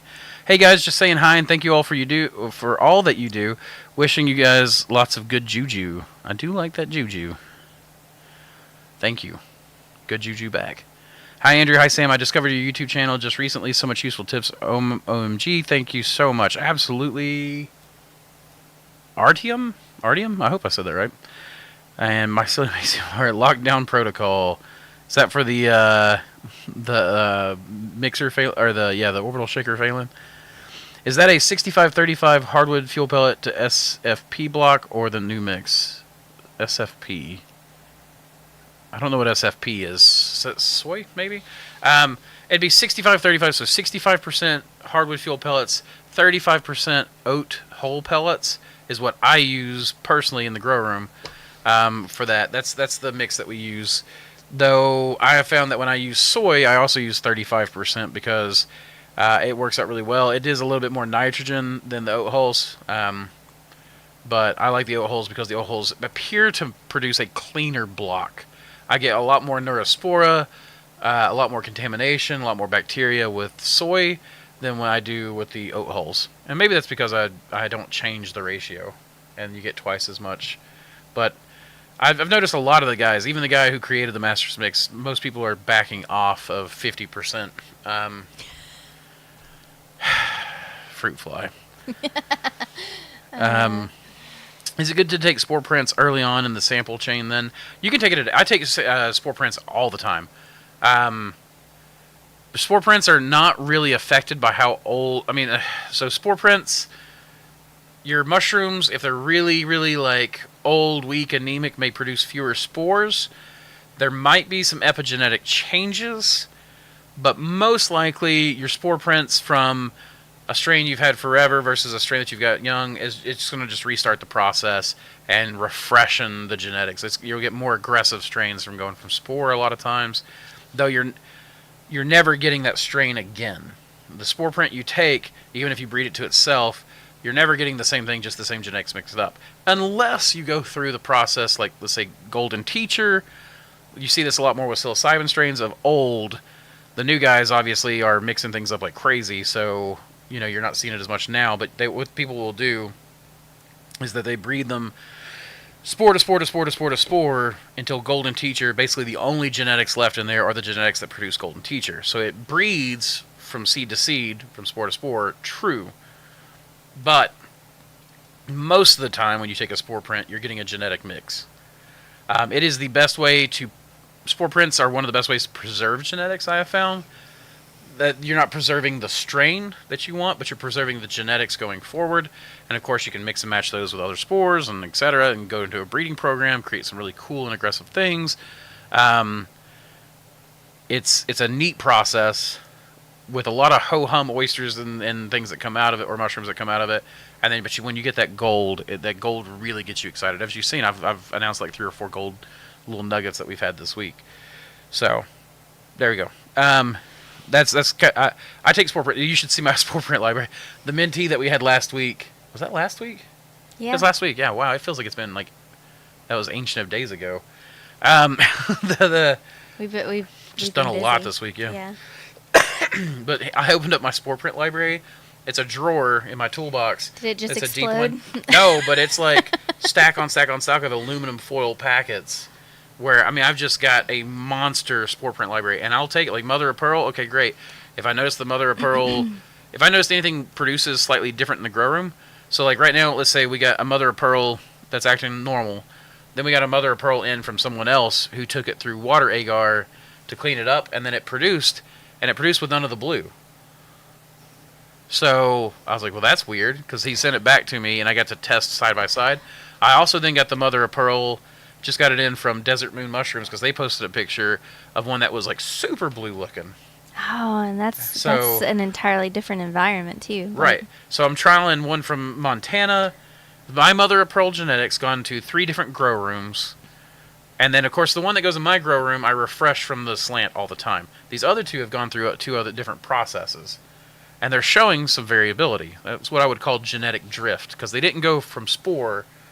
But I'll take those, I'll grow those, I'll clone anything that's interesting, and then I'll spore print it.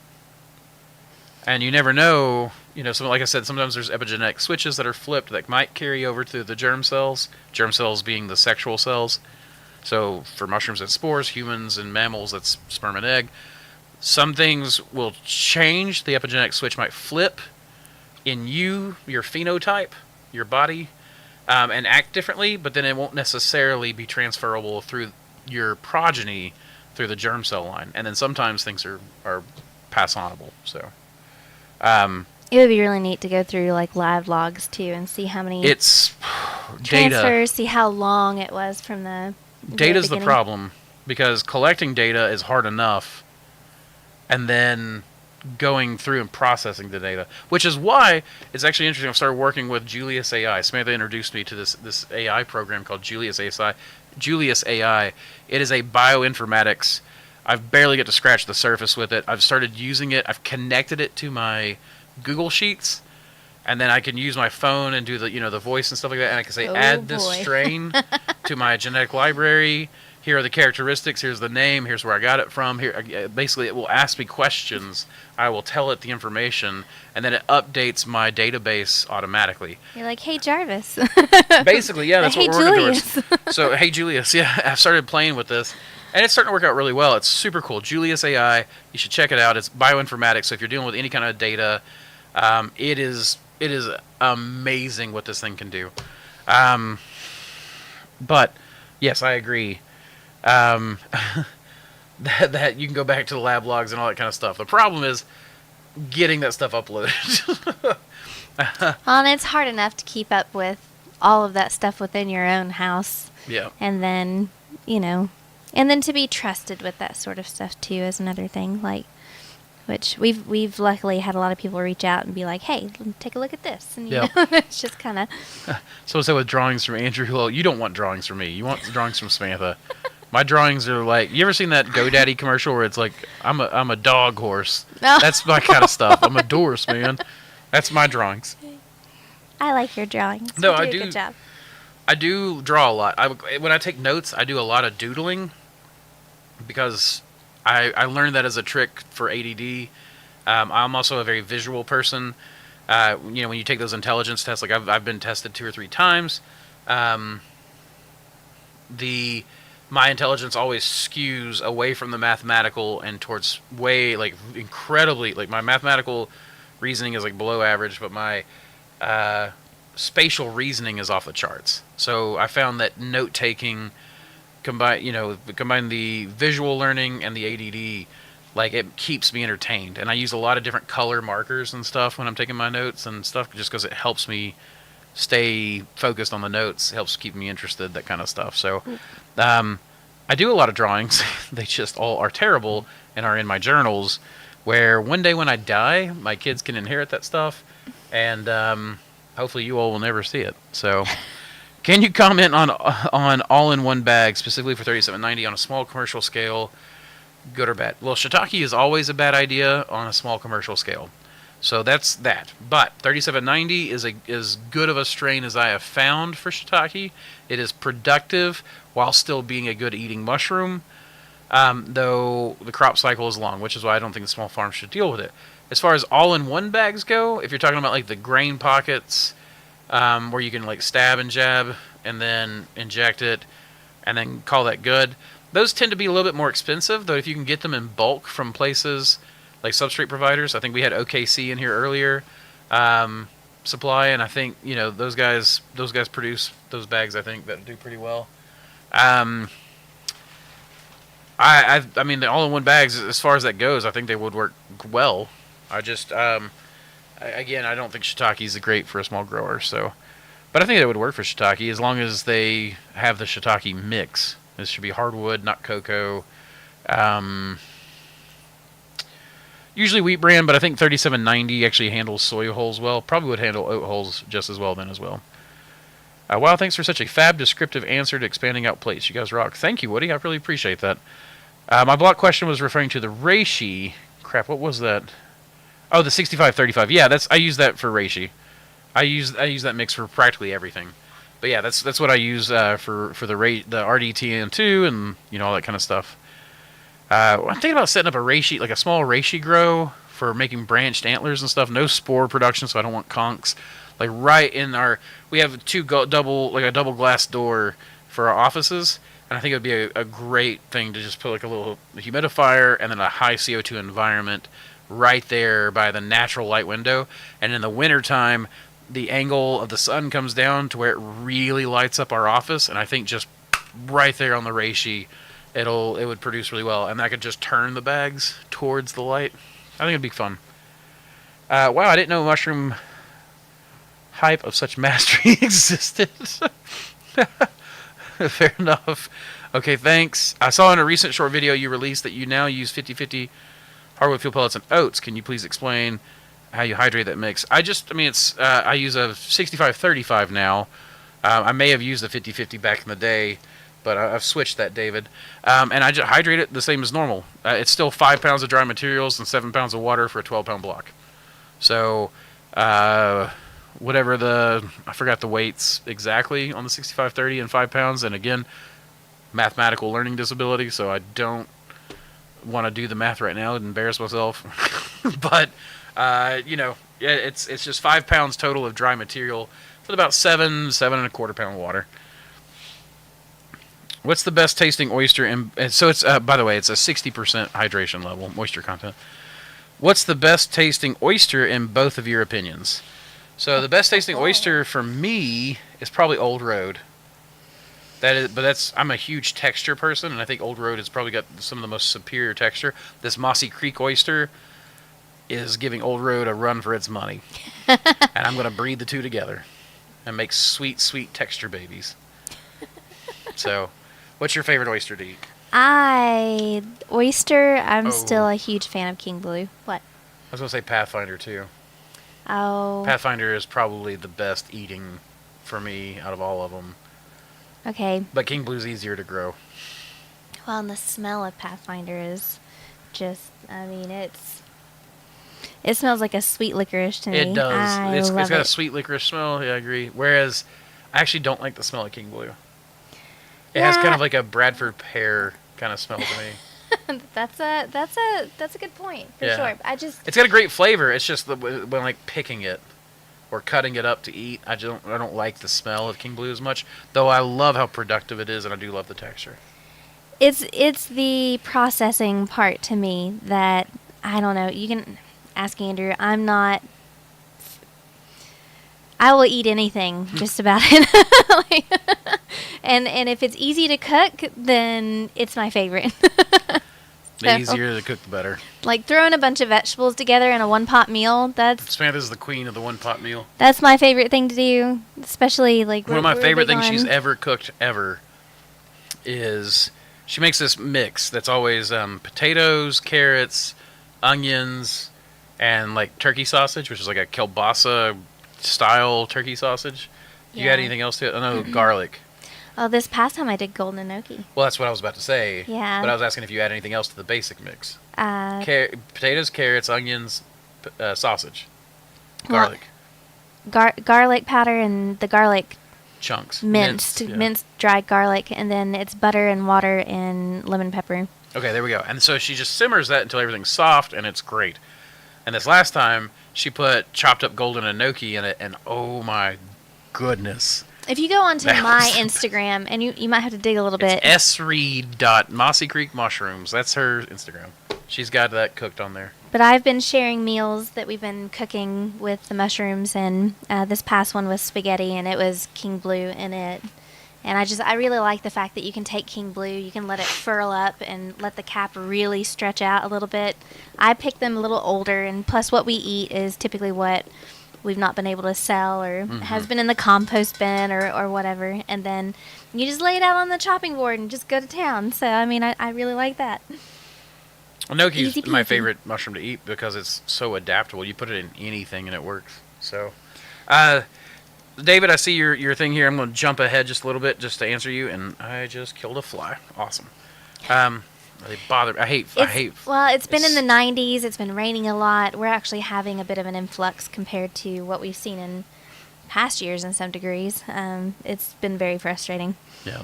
So I saw I saw in a recent short video where you did the 50-50, and then you said that you thought it was whole oats. I do that for spawn. Yes, my bad. I thought you were saying for fruiting blocks. So the 50-50 mix of hardwood fuel pellets and whole oats. You do have to take the water content of the oats. So what I did was I did a moisture content test. You take oats, 100 grams. You microwave them down until they stop losing weight. Do not microwave them for a long time. It's like 30 seconds at a time. I blew up a jar and made my wife mad at me. That poor microwave. That poor microwave.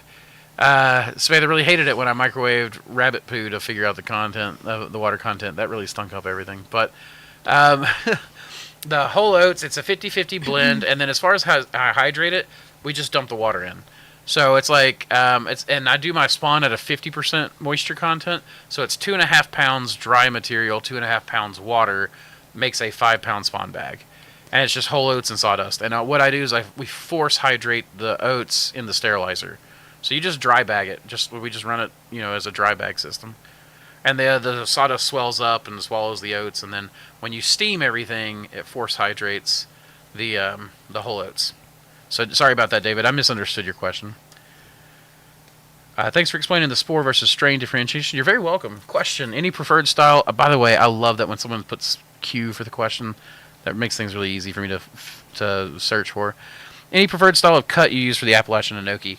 For Enoki of all types, I use the just the U cut, the same cut we do for oysters. We actually, back in April, right before we left for Florida, so we have a video out sometime around April, back on the channel where you see us. We did top fruited inside the bag, and then we did side fruited. And Samantha and I were betting on who would, which one would produce better, and I thought the top fruited would produce better. Come to find out, the side fruited actually produced a little heavier. Wasn't heavy enough that we thought that it actually made that much of a difference. Like the sample pool was kind of small. It was but the picking ease. Yeah. Yeah, it was the ease of picking and then how it displayed and looked in the box. On top of that, Yep, it's the just, side fruited looked better. Yeah. Easier to harvest, and of course, everything that we do is about simple solutions that make things easier on us. as Easier to farmers. weigh Yep. and chart the top fruiting, they just kind of fruited everywhere, and it was sort of specifically in that area where the bag meets the substrate. Yeah. And that was a bit annoying to have to go through and kind of pick this long line of Enoki versus just picking a cluster. Yep. So That's the way to do it. Is just fruit it just like oysters. That's what we've found to be the easiest. Looking at other people growing out there, I did a video on Enoki probably 2 years ago when I first got the velvet foot. It made life. Enoki is just, it's where it's at. well, and you did a video on the top fruited versus the side fruited, along with Yeah. some other things as well. So there is that to go check out, and you can kind of see for yourself what it looks like. And this is something Andrew and I are trying to do more of, where we're doing more live streams like this, where you guys can kind of see everything in real time, and then the videos are more realistic versus curated. When I get a new laptop, Curated. my laptop broke. When I get a new laptop, we'll start doing mobile live streams again, where Yeah. we can actually be picking in the grow room and do a live stream, that kind of stuff. Or Which I guess we could use mine if I'm not like editing while no, we're on a live stream. no, you've got too much on your computer already. All the streaming software and all that kind of stuff. With all the saved artwork. And you're the queen of tabs, so I wouldn't want to close those out. I guess that's why it's important, if you are cloning from fruiting bodies, to get a clean sample so you don't get additional spores along with. Yep, pretty much. It's it's nice to get a clean sample.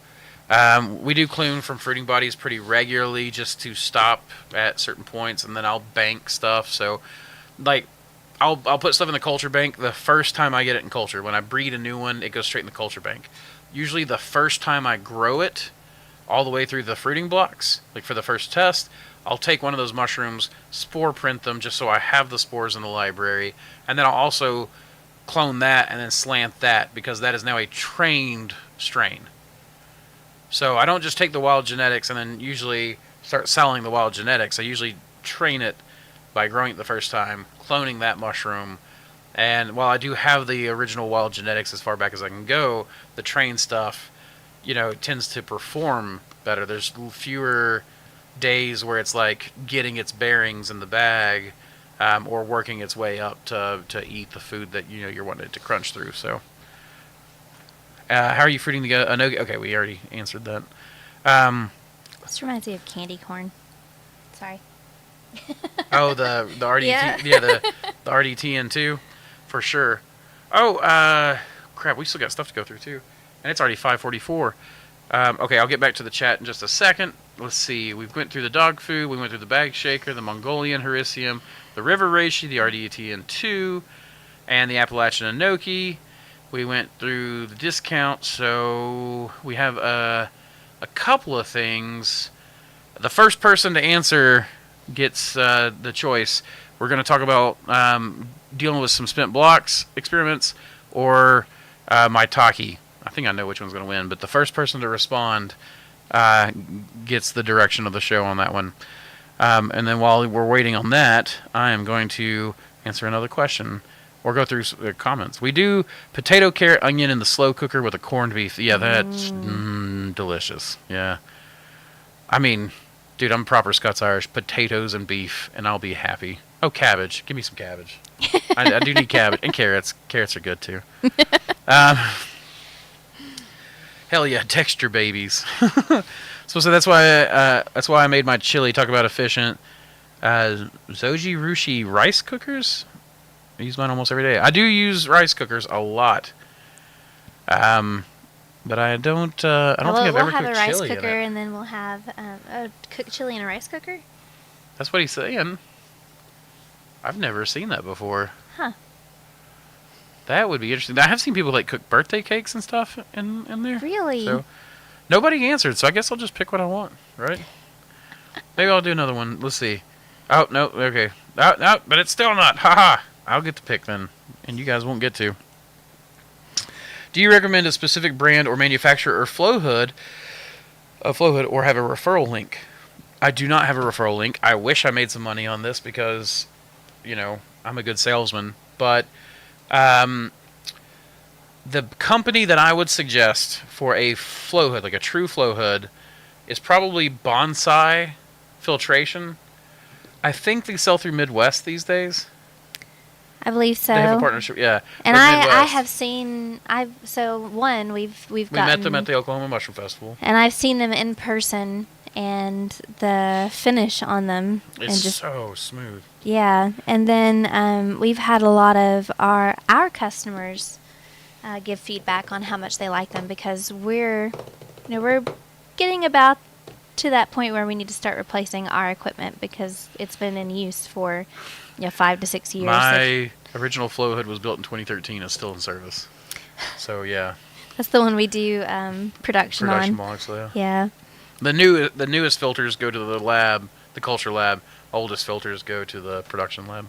And keep in mind that they're pre-filtered twice. Mm-hmm. Yeah, we pre-filter our stars. We have a hire. In fact, he was here today. We hire a filtration service, a filter service. They come in and they change our filters.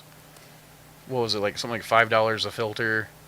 Well, it's because we have so many, and we have them changed so often that we get a really good deal on them. And then I, also have been building his website, so he's cut us a huge deal. Yeah, but I mean, So- well, even before that, I mean, this guy was great because it was it's Elite Filtration. I don't think they do online stuff now, where they send you a subscription. I'm not sure if it's published yet or not, but they do 4 of our filters for $15 a month.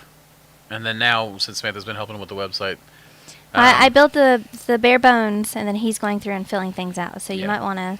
yeah, you might want to check it out before just purchasing. But I think that they, yeah. And then let's see. Someone said Maitake. Exception to the rule said Maitake. Okay, here we go. Maitake.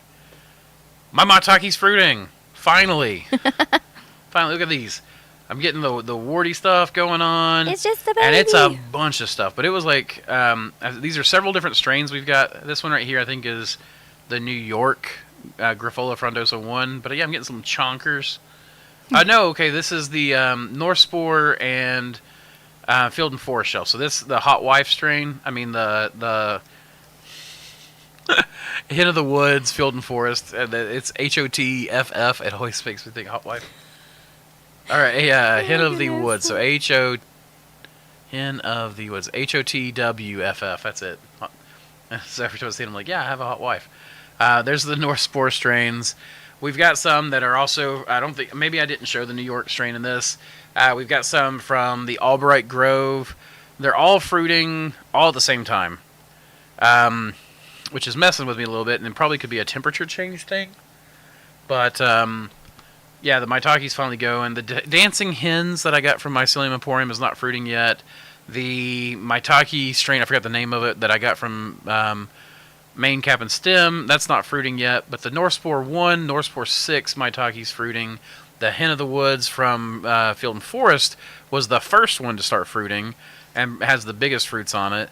And we were very careful to inoculate, the grain spawn on. Everything was Yeah. on the same day. About the only difference really is these guys right here.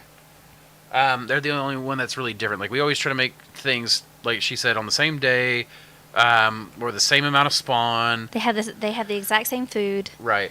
Whereas these were the only ones that we did spawn. That was the grain spawn and sawdust mixture, and those grew in twice as fast as the ones on the other side of the shelf. And they're starting to show fruit. Like I'm seeing some graying and blobs, which you might be able to see on the camera. I don't know, but the Hen of the Woods is growing really, really well for us. The Maitake is taking off like crazy.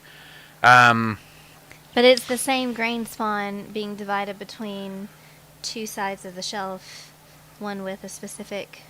It is grain spawn on one half of the shelf, and then it's the grain spawn and sawdust on the other half of the shelf. Gotcha. So we've got a control group, and then we've got the experiment. But those So- were both inoculated with the same master, right? Yes. Yes, yes, that was the same master. They're the same generation old, and they're all from the same source. Yep. Sorry, it took me a second to. Sorry. But yeah, I that's. thought that was kind of important to point out. I Yeah, don't know. I'm going to keep a few bags back and try to grow our Reishi, or not our Reishi antlers, our Maitake antlers again, our antler velvet mushroom, because that worked out so well for me in the past that I would like to keep doing that.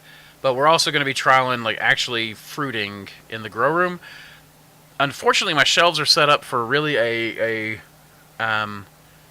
horizontal side of the bag system, side fruiting. So, and top fruiting, I've heard with Maitake is really the best, but we'll see how that goes. But yeah, I mean, we're definitely getting some big of the chunky bits. I'm waiting for the spider eyes and then the fingers, according to TR Davis's video. So, yeah, it's Maitake is one of my favorites to eat as well. Happy Dance mushroom it is. So like I'm pretty excited about this. I've been waiting very impatiently for these things, and I got a little pissed off that none of them fruited for the longest time, and now they're starting to all fruit at the same time. And now I'm going, holy crap! What do I do with all this Maitake? Well, you know what? We'll make some Maitake pickles. We'll sell a bunch to the chefs. I got a wholesaler that'll probably take a bunch, but it's crazy to have them all fruit at the same time like that. So, especially since I thought that a timing would work more, but I guess the temperature change has really just woken them up. I haven't been able to catch a show in a while. Glad to be here, even if I missed most of it. Well, yeah, John, I'm glad you're here, man. When it posts, you'll always be able to go back and watch it again, but I'm glad you caught it live. Thank you for answering that. I'm still a little confused about how figuring out the moisture content of the grain comes in. So the hardwood fuel pellets there's basically no water content in those. But oats, whole grains of any type, have a little bit of moisture in them. That's how the germ on the inside is still alive. So a pound of oats and a pound of sawdust of the hardwood fuel pellets is not equal in dry mass because one of them has moisture in it. So I just went to ChatGPT, told it the moisture content that I had, right? And then had it figure out all the math for me. And then I went back and kind of double checked it because ChatGPT can be stupid sometimes. But, so you end up putting in a certain amount of oats to make up for the fact that some of that weight is water weight. And then, because otherwise if you go 50-50 and then add the same amount of water, you've changed your moisture content from 50% to a higher amount. And with spawn, you want a low moisture content with spawn so that the spawn grows in faster. You want a high moisture content with the fruiting blocks so that they have enough oomph, enough water to put out as much weight as possible in your mushrooms. You don't want a swampy bag because then a swampy bag will never grow in. So you want to basically bring your substrate to capacity, which means that the amount that it can absorb, which is why certain people use water crystals sometimes to buffer that. Water crystals to add just pure water to a bag to help the mushrooms grow without making the bag sopping wet or anything like that. So, that kind of stuff. Question: when growing reishi antlers, I've seen lots more growth in bags that I keep in the lab versus bags I allow to get sunlight. Timson within a good degree to two, or what are your thoughts? Really, I've noticed that too, that sometimes the lab will produce a little bit better. I halfway wonder if that's just because when I go, you're talking about sunlight. That I don't know, because from my understanding, reishi, like from the way I've seen it and the way it works, reishi likes a lot of light. So versus the lab, I don't really know about the growth. I mean, for me, reishi's been very variable genetics-wise. Like, so from strain to strain, reishi can be very different from one strain to the next.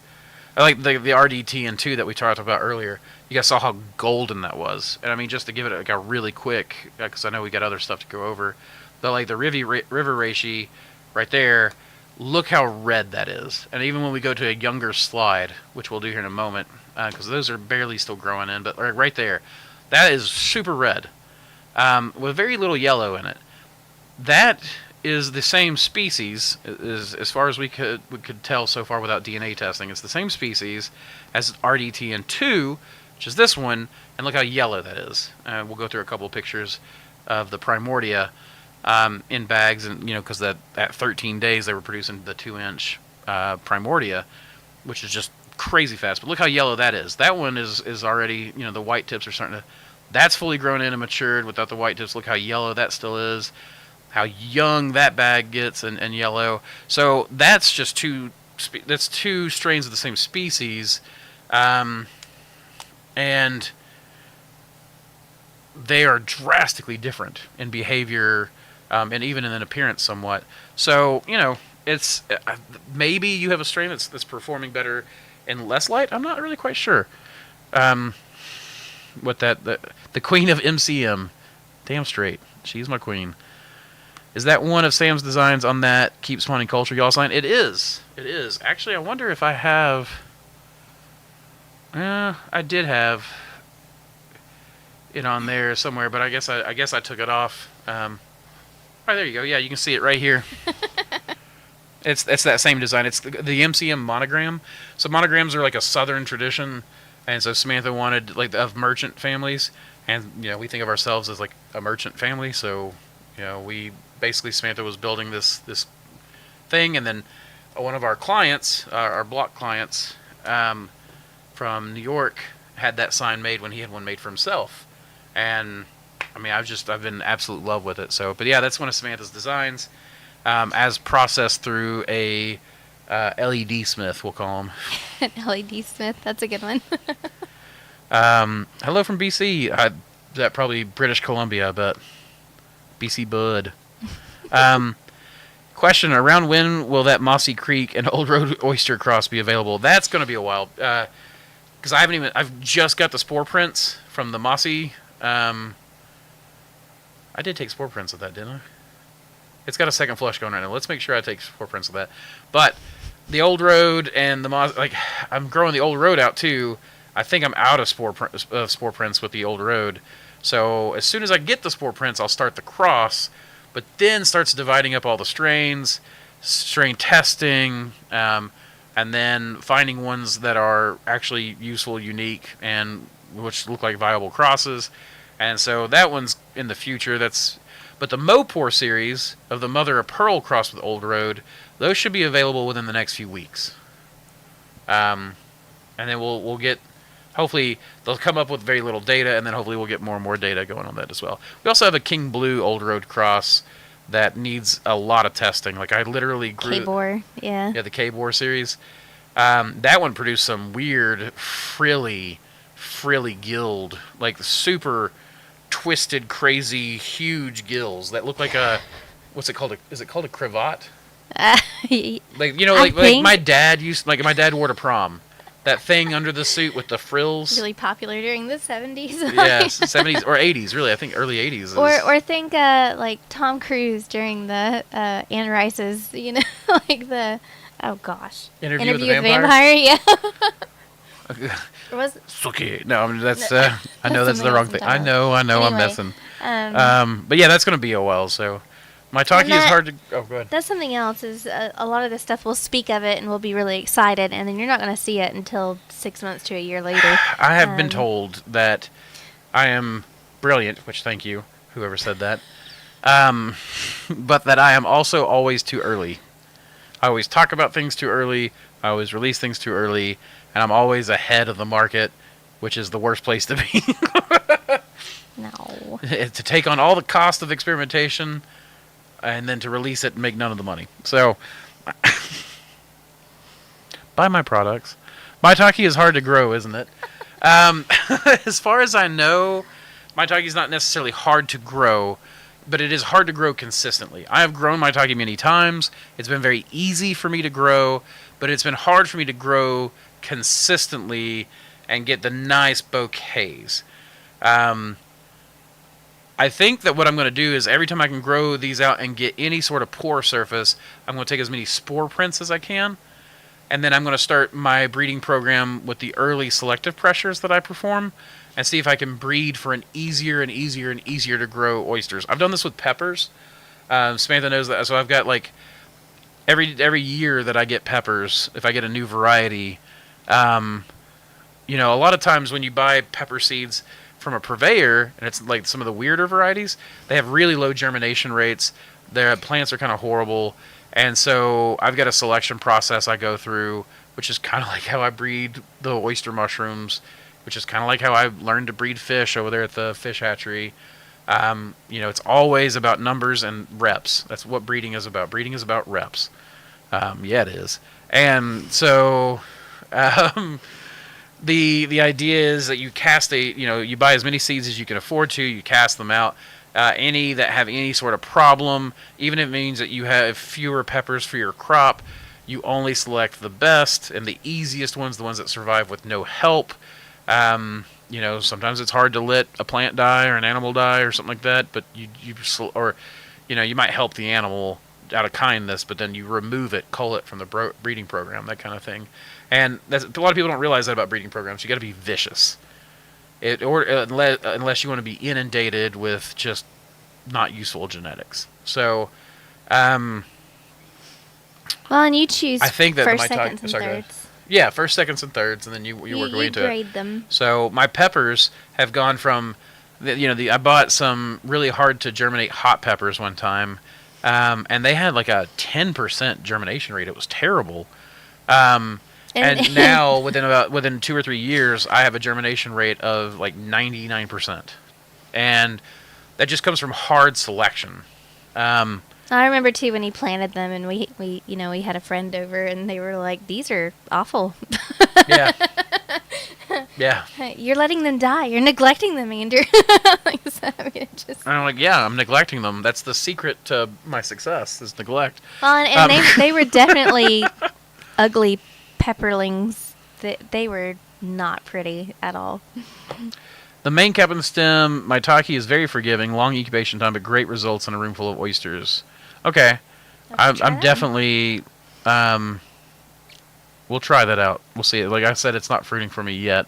But if it's got a long incubation time, that doesn't surprise me. It was the last one I planted. Right on. Lots of us micro nerds around. What does Maitake taste like? I don't really know how to explain it. It's meaty and buttery. And, I mean, it does depend on, like, when you harvest it. And I think probably it's another one of those that is different from strain to strain. But overall, Maitake, as far as wild foraging goes, is, like, my favorite wild foraged mushroom. They call it that, means happy dance mushroom, the name for it, Maitake, I think.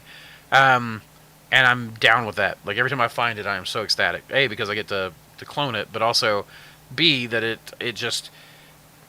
You chop it up, you fry it up in a stir fry. There's nothing else like it. I don't really know how to explain it. Like, there's not a mushroom... It has a good firm texture to it. Yeah, it's like I think buttery fleshy. is a really good descriptor on it. It also, to me, there's a difference between wild grown and cultivated. Typically, if it's wild, where it grows at the base of the tree, It can be woody. And even sandy sometimes. Yeah. Like, it can be a little, I don't know. I really like it. I really enjoy it. It has a earthy, rich flavor to it. Definitely mushroomy. But You're interrupting. What do you need? Yeah. That's the best thing I could say. Do you tier pricing on bulk spawn? I do. But I don't offer it on the website right now. That's got to be negotiated. Words. What are your cold weather oyster strains? I've got a lot. So the published ones, most of them are cold weather tolerant and will grow down to the 40s, even some of them in the higher 30s. Many of them I've got, like King Blue, BS26, Mother of Pearl, any of the blue oysters, Rocky Top. Any of those typically will like freeze solid and then just thaw out and keep growing. So blue oysters are kind of cool like that. Pink oysters obviously won't do that, but my pink oysters will usually grow down to the 40s very slowly. They do better in the 50s, and you really get like blood red colors in the 50s. But my cold oyster strains, especially if you want to do bulk spawn, best thing to do is just call the shop number. We will call if we don't answer you, we'll call you back. Email might take us 2 or 3, sometimes 4 or 5 days to get back to you, and Instagram messages. Who knows when I check those. So the best way is always to call us. That is the most immediate way to get a hold of us. So, but as far as that goes, Rocky Top, any of the blue oysters are good. Those are usually the best wintertime strains. Most of our golds we grow in the wintertime do really well, but they're, they definitely they get slower, but their colors get really nice. Well, and we were able to really test the cold temperature tolerances when we moved into this warehouse. Yeah. Versus we used to actually treat the air, and now we just kind of like just enough air conditioning to knock the worst off the heat, just enough heat to knock the worst off the cold, And then most of the time we just grow with the seasons now. Well, in the beginning So- too, we freaked out a little bit because we were like, oh, we need to control this and make sure that everything's perfect, and Oh, yeah. and then eventually it was just okay, let's just wing it and see what works and what doesn't. And so Oh yeah. Okay, we need to get through this because it's after 6 o'clock. We've been at this for 2 hours. All right. So last thing, and then I'll get to the chat. We'll burn through the chat, and then we're gonna call it. So, smoke them if you got them. One of the things we're working on right now, here we go, is worm farms. I'm setting up an entire vermicomposting facility. It's starting off by I'm building up my breeding stock. There's a nice picture of worms. I didn't want to start with that one. There we go. So we built just a continuous shredder, and then now we shred, put the mushrooms. They're nice and gooey because it's just like the old stuff off the scrapings off the grow room floor. We take our spent substrate, on a bucket. bust that up, place that, in a bucket, and then we have a waste mushroom bucket, and we empty that every couple days. Yeah. And so we just empty all this stuff, and then we just throw, I throw a big handful of worms in there with some of their, you can see some of the eggs and stuff in there as well, and that's what we're going for. So we want these worms are going to be another outlet, and this is the final push to go into another dream of mine, which is mushroom farms as soil generators, as fertility experts. This breaking down of the waste material, that's something that we've given away to the community, and I think it's great to give it away to the community, but one of the things I would really like to do is to take this, process it into another valuable product. So now we'll have earthworms. We are in the process of building a black soldier fly larva facility with these, though that will open up in the summertime and be a seasonal thing. Very outdoors, very easy, no breeding or having to do management, just self-harvesting bins. And then the earthworms, we'll eventually start a night crawler facility. Right now we're working with red wrigglers. I'm working with a guy who used to run a commercial enterprise running worms. So we're going to have outlets for red wrigglers en masse. I'll sell them as bait. I'll sell them to start new systems. I'll probably put them on the website for people to start systems and sell them by the pound. So if you guys want to start your own vermicomposting facilities, we'll continue to update you guys on this. But the worms love this stuff. And we've got tons of it. We literally throw away tons of it a year, or give it away. And this could be a valuable product that takes very little effort to actually produce and process. You get 3 products out of it. You get the vermicastings, which are great and sell for a crazy amount. Leachate, which is a liquid that you can bottle. I used to use the leachate whenever I was running a fish farm. We had worm bins just for like our kitchen scraps, and we used to throw the leachate every now and then. I would let the water clear, and then I would take leachate and I would just pour it in there, and it would darken the water some, and my plants would go crazy. And then you just let it clarify again in your fish tanks, and then you add a little bit more, and that leachate it would make just stuff go insane. And so the idea is you have that, you have the worms, the leachate, and the vermicastings. And eventually, what I want to do is create, what would you call it? An industrial ecology? Where, okay, now what do we do with all these excess worms that we're not selling? We've reached market saturation. We've got all these worms. What do we want to do with the excess worms? Well, they can be fed to fish. They can be fed to chickens or ducks. They can be fed to a lot of things. And, of course, the vermicastings can go straight into our garden along with other organic material. And we can raise peppers, like everything we're doing out in the tubs outside. My pepper harvests have been crazy, which is another crop that you can sell if you want to go commercial like that. And where they're in buckets, you don't have to weed them. You just have to set up a watering system. And we've been working on an automatic watering system to just make that stuff easy. And so what I want to eventually do is do like permaculture on a industrial facility. So a vertically integrated farm that has many different products, but the mushrooms are the basis. And so this is kind of like a dream that I've been moving into. And the mushrooms have been the thing we need to get stabilized as the foundation of the pyramid. The next level is our little buddies, worms and black soldier flies. We've trialed lots of different insects. We've trialed crickets and roaches of various types, which were not my favorite. They give me the skeeves. We've tried red wrigglers. We've tried black soldier fly larvae, mealworms, beetles, all kinds of stuff. And a lot of these things worked, but the systems were not easy. And that's something that we're really into, is simple, effective, elegant solutions, and red worms are just it. Yeah, and too, they don't have that like super ick factor. So roaches, like dubia roaches and things like that, Madagascar hissing roaches were for the pet trade. But the truth be told, I don't like them. The Madagascar hissing roaches I love. Actually, I like those guys. They don't look enough like a German cockroach. And wood roaches don't bother me because they don't look anything like a German cockroach. But dubias look like a German cockroach and act like a German cockroach and skeeve me out. Well, worms were the fastest. So worms are also the fastest. What he's referencing a video that we did a while back where each thing was in a container on its own, and we just fed it the exact same amount of spent mushroom substrate in blocks, and then we wanted to see which one was the most effective, and worms were, of course. And so, and then again, like you said, you have multiple products out of it, and then on top of that, you have there's so many people that'll come in and they'll pick up the spent mushroom substrates, and they'll pay you $1 per block for them, and they'll try to get a few more extra flushes out of it to feed their families and to put back or whatnot, and then they'll throw it or till it in or not till or whatever you prefer.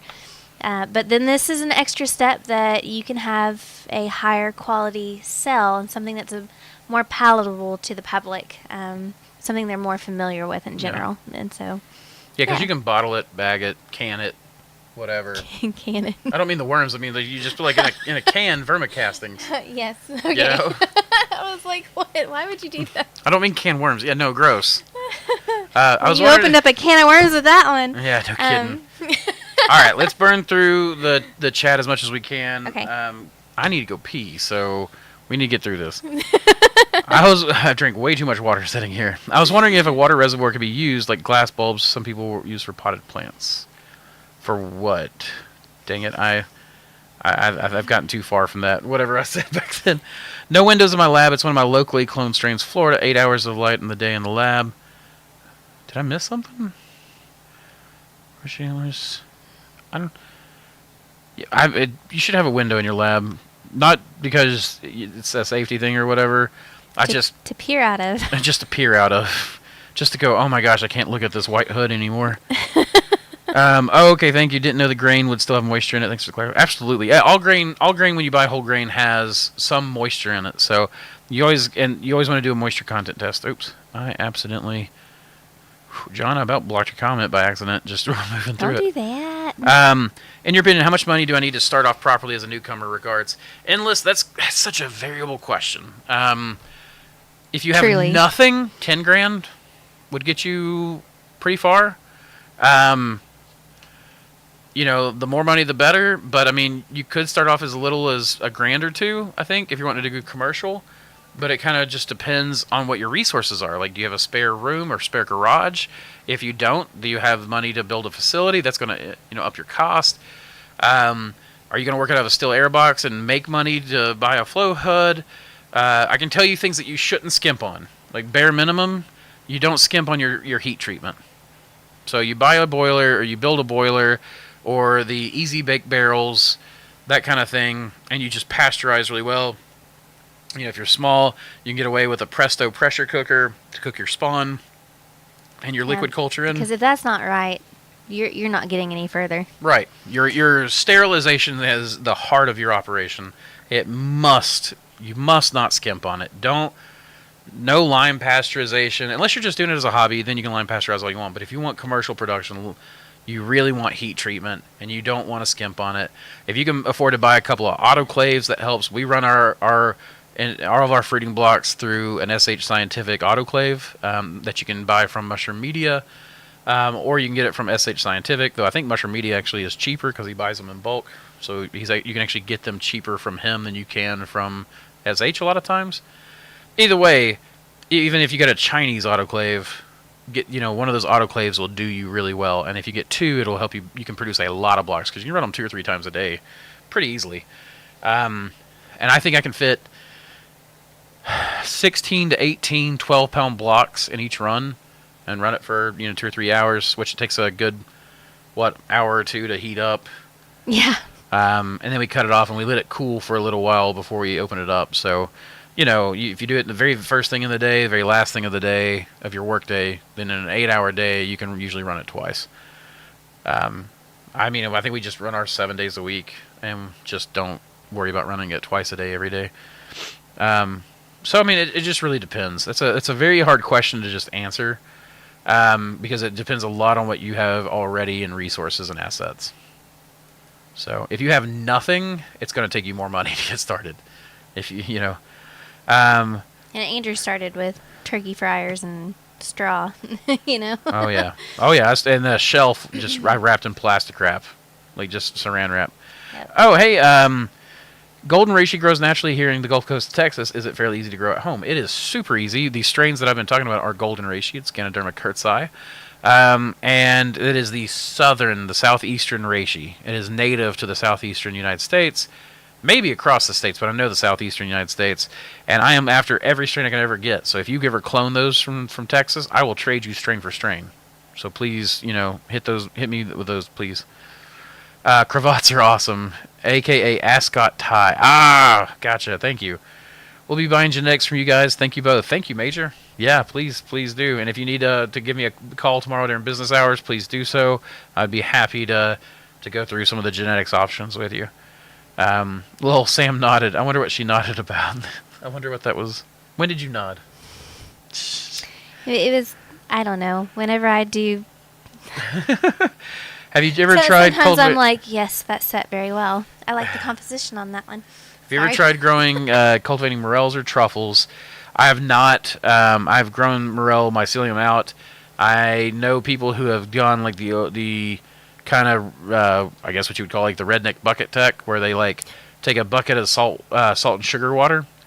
I don't remember the percentages. I know the sugar is less than 4%, but I think the salt's somewhere around sea level. Or like what the seas, like ocean salt level. And so they take that, they put a bubbler to it. When they hunt morels, their stem butts, any bad places they cut out, etc., get thrown into that bucket. The salt keeps the bacteria down. The sugar helps, and the aeration helps the mycelium grow. And they just let that tumble until you get a big white mass. It's just an open air bucket tech. They take that then a lot of times and like stir it up and pour it around like their apple trees or out in their backwoods. And I've seen guys be successful with this. I've seen guys grow morels in the fall by planting spring patches. So that is a way to do it, but that's not like a commercial method or anything like that. And I've never tried commercially. They'll find them when they're young too, and they'll put buckets over them to protect them from wildlife. Well, sometimes, yeah, and to like warm it up so they'll grow faster. Almost like a bell over a... Yeah, like a plant. My favorite peppers of all time today is still Tabasco peppers. I'm a simple sucker for Texas Pete. Yeah, absolutely. Scotch bonnets are my favorite hot peppers, but absolutely. I don't like hot peppers. I'll send you all some Datil and Florida Grove chilies. Yeah, please do, man. I'm so like this is one of the whole idea of Mossy Creek in part was to become a gene bank, and to get into genetics. But I don't want to stop at mushrooms, even though I love mushrooms and they could fulfill a lifetime forever. But I want to find things that are useful to me and a system that works, and then I want those to modify those genetics. And when I say that, I mean like through selective breeding, not necessarily genetic modification, though I'm not completely against that. But the idea is to have this stuff and then be able to sell pepper seeds, be able to sell worms, and maybe even like breed a black soldier fly larva that's even bigger and more voracious, that kind of stuff. So like eventually the whole basis, the mushrooms are always the basis and the foundation to provide this permaculture industrial setup that then basically think factory farming for things that don't mind being factory farmed. So I'm not factory farming cattle or chickens or anything like that, but I could factory farm insects and mushrooms and fish because none of those mind being factory farmed. Fish, like one of the things that we really learned with like tilapia and things like that is, when I was raising clownfish at the hatchery, they ball up because they feel safer in a group when they're young. So you could stuff a tank full of them and it actually de-stressed them. Yeah. Versus chickens, you put them in all together like that and they get stressed the hell out. That's not the way I want to live. So I want to produce things that then feed into an industrial system of an industrial style farming that allows you to really pump this stuff out. They all work together. They're producing different feedstocks for each other, and then they can go feed a like free range chicken setup. You can have all the protein and stuff coming from black soldier flies, and then they can have access to grass, et cetera, et cetera. So And you have certain things that like wide open spaces, and then like quail, they like to hide in bushes and brush, and they like a smaller spot. yeah, kind of thing. absolutely. Like Calabrian chilies. I want to get my Calabrian chilies back. A chef one time bought some Calabrian chilies, and then gave us some Calabrian chilies just as like, hey, here, eat some of these, and we saved the seeds and we grew them out the next year. Oh my gosh! Which some of my Give a ancestry. chef a Calabrian chili. Yeah.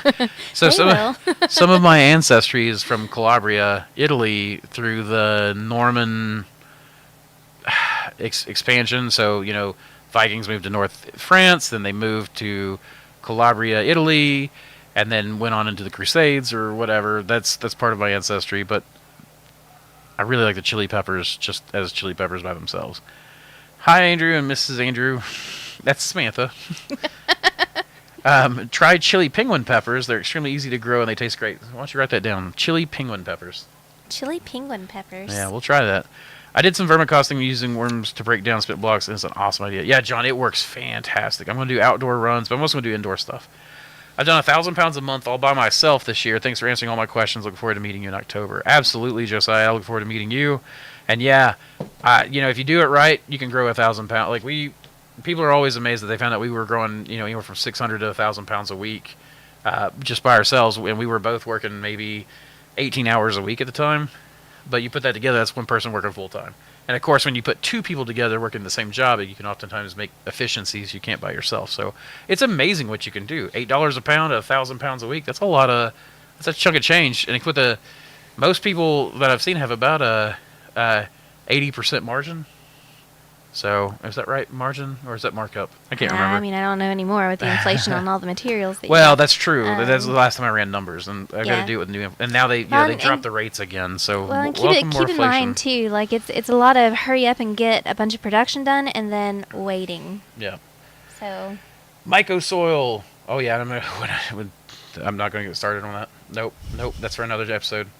Worm burgers soon at a specialty market near you. Gross. Moving my farm 500 miles, and I'm transitioning to an outdoor growing setup. Going to be cranking out oysters, shiitake. Oh, chat jumped. And Maitake, turkey tail. We'll reach out soon for grain and ask some questions for Lion's Mane. Absolutely. Samantha, why don't you talk to him for a second? I can't hold this any longer. Aww. And now he's left me all by myself. There's all sorts of things I can get into. You have no idea. Let's see. Where was the... Well, I hate to answer any of these without him. Like, I wouldn't want to, really. But yeah, the worm burger, ugh, that's gross. Although, that's one of those things that as a kid, with making mud pies and such, definitely caught my fair share of spring peepers as a little one, which was probably not the best thing for them, for sure. But yeah. Anyway. I want to show you guys what I've been doing this whole time. So taking these beautiful, beautiful photos from Josh and then just cutting them out so that they're a little bit more palatable but just look how pretty that is. And I was telling him that it reminds me of the candy corn, right? It's really this aspect of it.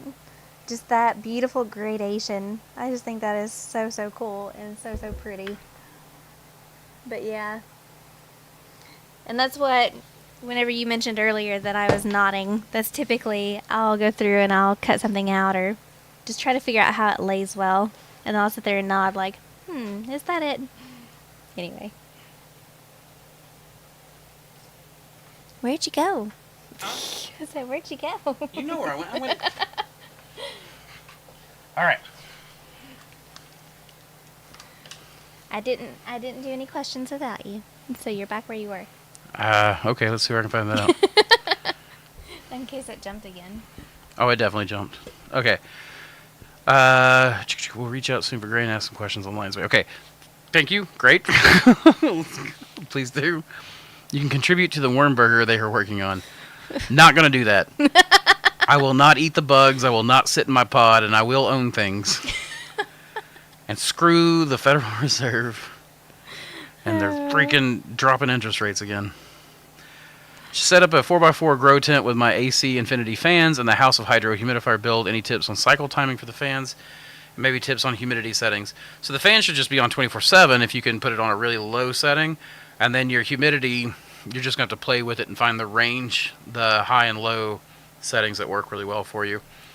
That's going to depend a lot on your natural humidity levels outside of the air that you're bringing in. And that's going to change things so much that I can't give you like a point or like a silver bullet solution.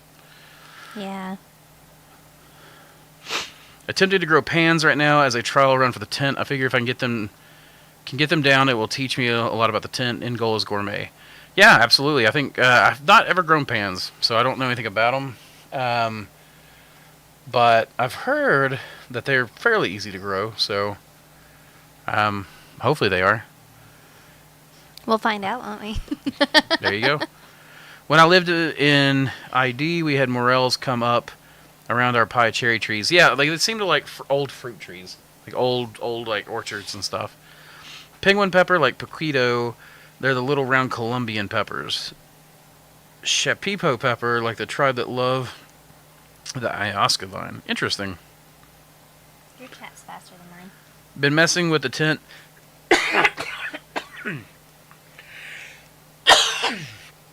Been messing with the tent, and it doesn't seem as though the humidity is sticking to things to be able to keep it hydrated or evaporate off.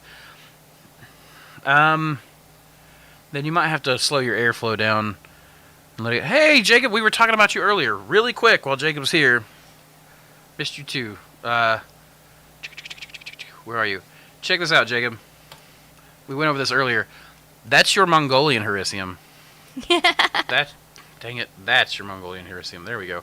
Forget things are always reversed. But yeah, that's the Hericium you sent me from Mongolia, and that thing is, look at that, how that thing, this thing is just bursting from the cuts, man. It's just like, screw your back. So I think this thing's going to be super aggressive. I hope it's really branched, but I hope it's got the thick branches. Even if it doesn't, it's still cool just to say I grew some Mongolian through genetics. shipment too, it probably went through like extreme cold, extreme hot, and then cold and hot. Yeah, who knows? And then plus with here in Tennessee, it's just been, freezing and then warm. It's been in the 90s during the day, and then at night. Well, then we had like 2 weeks of like the perfect fall weather. Yeah, it was at 40s, 45, 46 degrees at night. Yep. Absolutely. Yeah. Let's see. Do you know any king oyster strains whose tolerable blotch really well? The one that I have, the king oyster that I have. Oh, do we have that on the website? I don't think we do. Which one? The king oyster. I don't think that we put that up there yet. So the king oyster that I sell is my giant king. I got that in a trade so long ago that I didn't even keep notes on it. But I pulled the slant and I trialed it. I did a blotch trial when I had other people's strains growing. And several of those blotched out, and I had my king right in the middle, and none of those blotched except maybe like a block or so. So that's about the most resistant one I've got. It will crown out, so they get the king's crown with the little warts along the cap that happen from like humidity damage or bacteria, but that's the best one I've got. We'll try to get it on the website in the next few days. But that, we just call it king oyster. We don't even have like a name for it. We might as well call it Jack's Giant. There we go. That's going to be its new strain name. Jack's Giant King. Because Jack the Giant Slayer is like my favorite story ever. Jacktails. I used to hear Jacktails growing up snapping beans. I really am sad that I have not raised my kids that way. Where they heard Jacktails and stuff. They're these internet generations. Tisk tisk. Not having a window in the lab is great for me here in Florida. I mentioned that in response to your comment about my Reishi not doing as well with the sunlight as they... Oh, gotcha. Oh, right. Gotcha. And yeah, I imagine so. Windows are a heat sink in Florida, and it was hot in April, so I can only imagine what it would be later in the year. Yeah. I'm planning on coming back to Florida at some point. Probably not this fall. Maybe sometime this winter. Maybe sometime early next year. We've got invitations to go back to Florida, and people want us to stay at other farms. King Oyster is? Okay, awesome. Yeah. King Oyster's on there. It's the Mossy Creek. Oh, I don't know now. I did not move it. It moved itself. Well, user error. Well, it looks awesome. Glad to see it. Found a nice home. I'll send the fountain oyster soon for you. Wells. Yeah, please, Jake, do. And then you and I need to get together and talk about your trades for that as well. So, well, guys, I finally hit the end of the chat. We've been doing this for 2.5 hours. My throat's starting to get scratchy. I can't really do this much longer. So, unfortunately, COVID really messed with me 2 weeks ago, and I've still had some just crud. So. And Samantha's trying to keep from yawning. Plus, I need to feed my kids. Or have Samantha feed my kids. While I play Helldivers.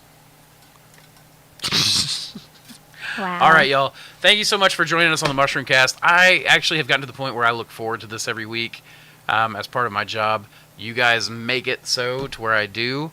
Yeah, sometimes there's this, I don't wanna, about an hour before I do it. But, of course, all great things come with that I don't want a moment.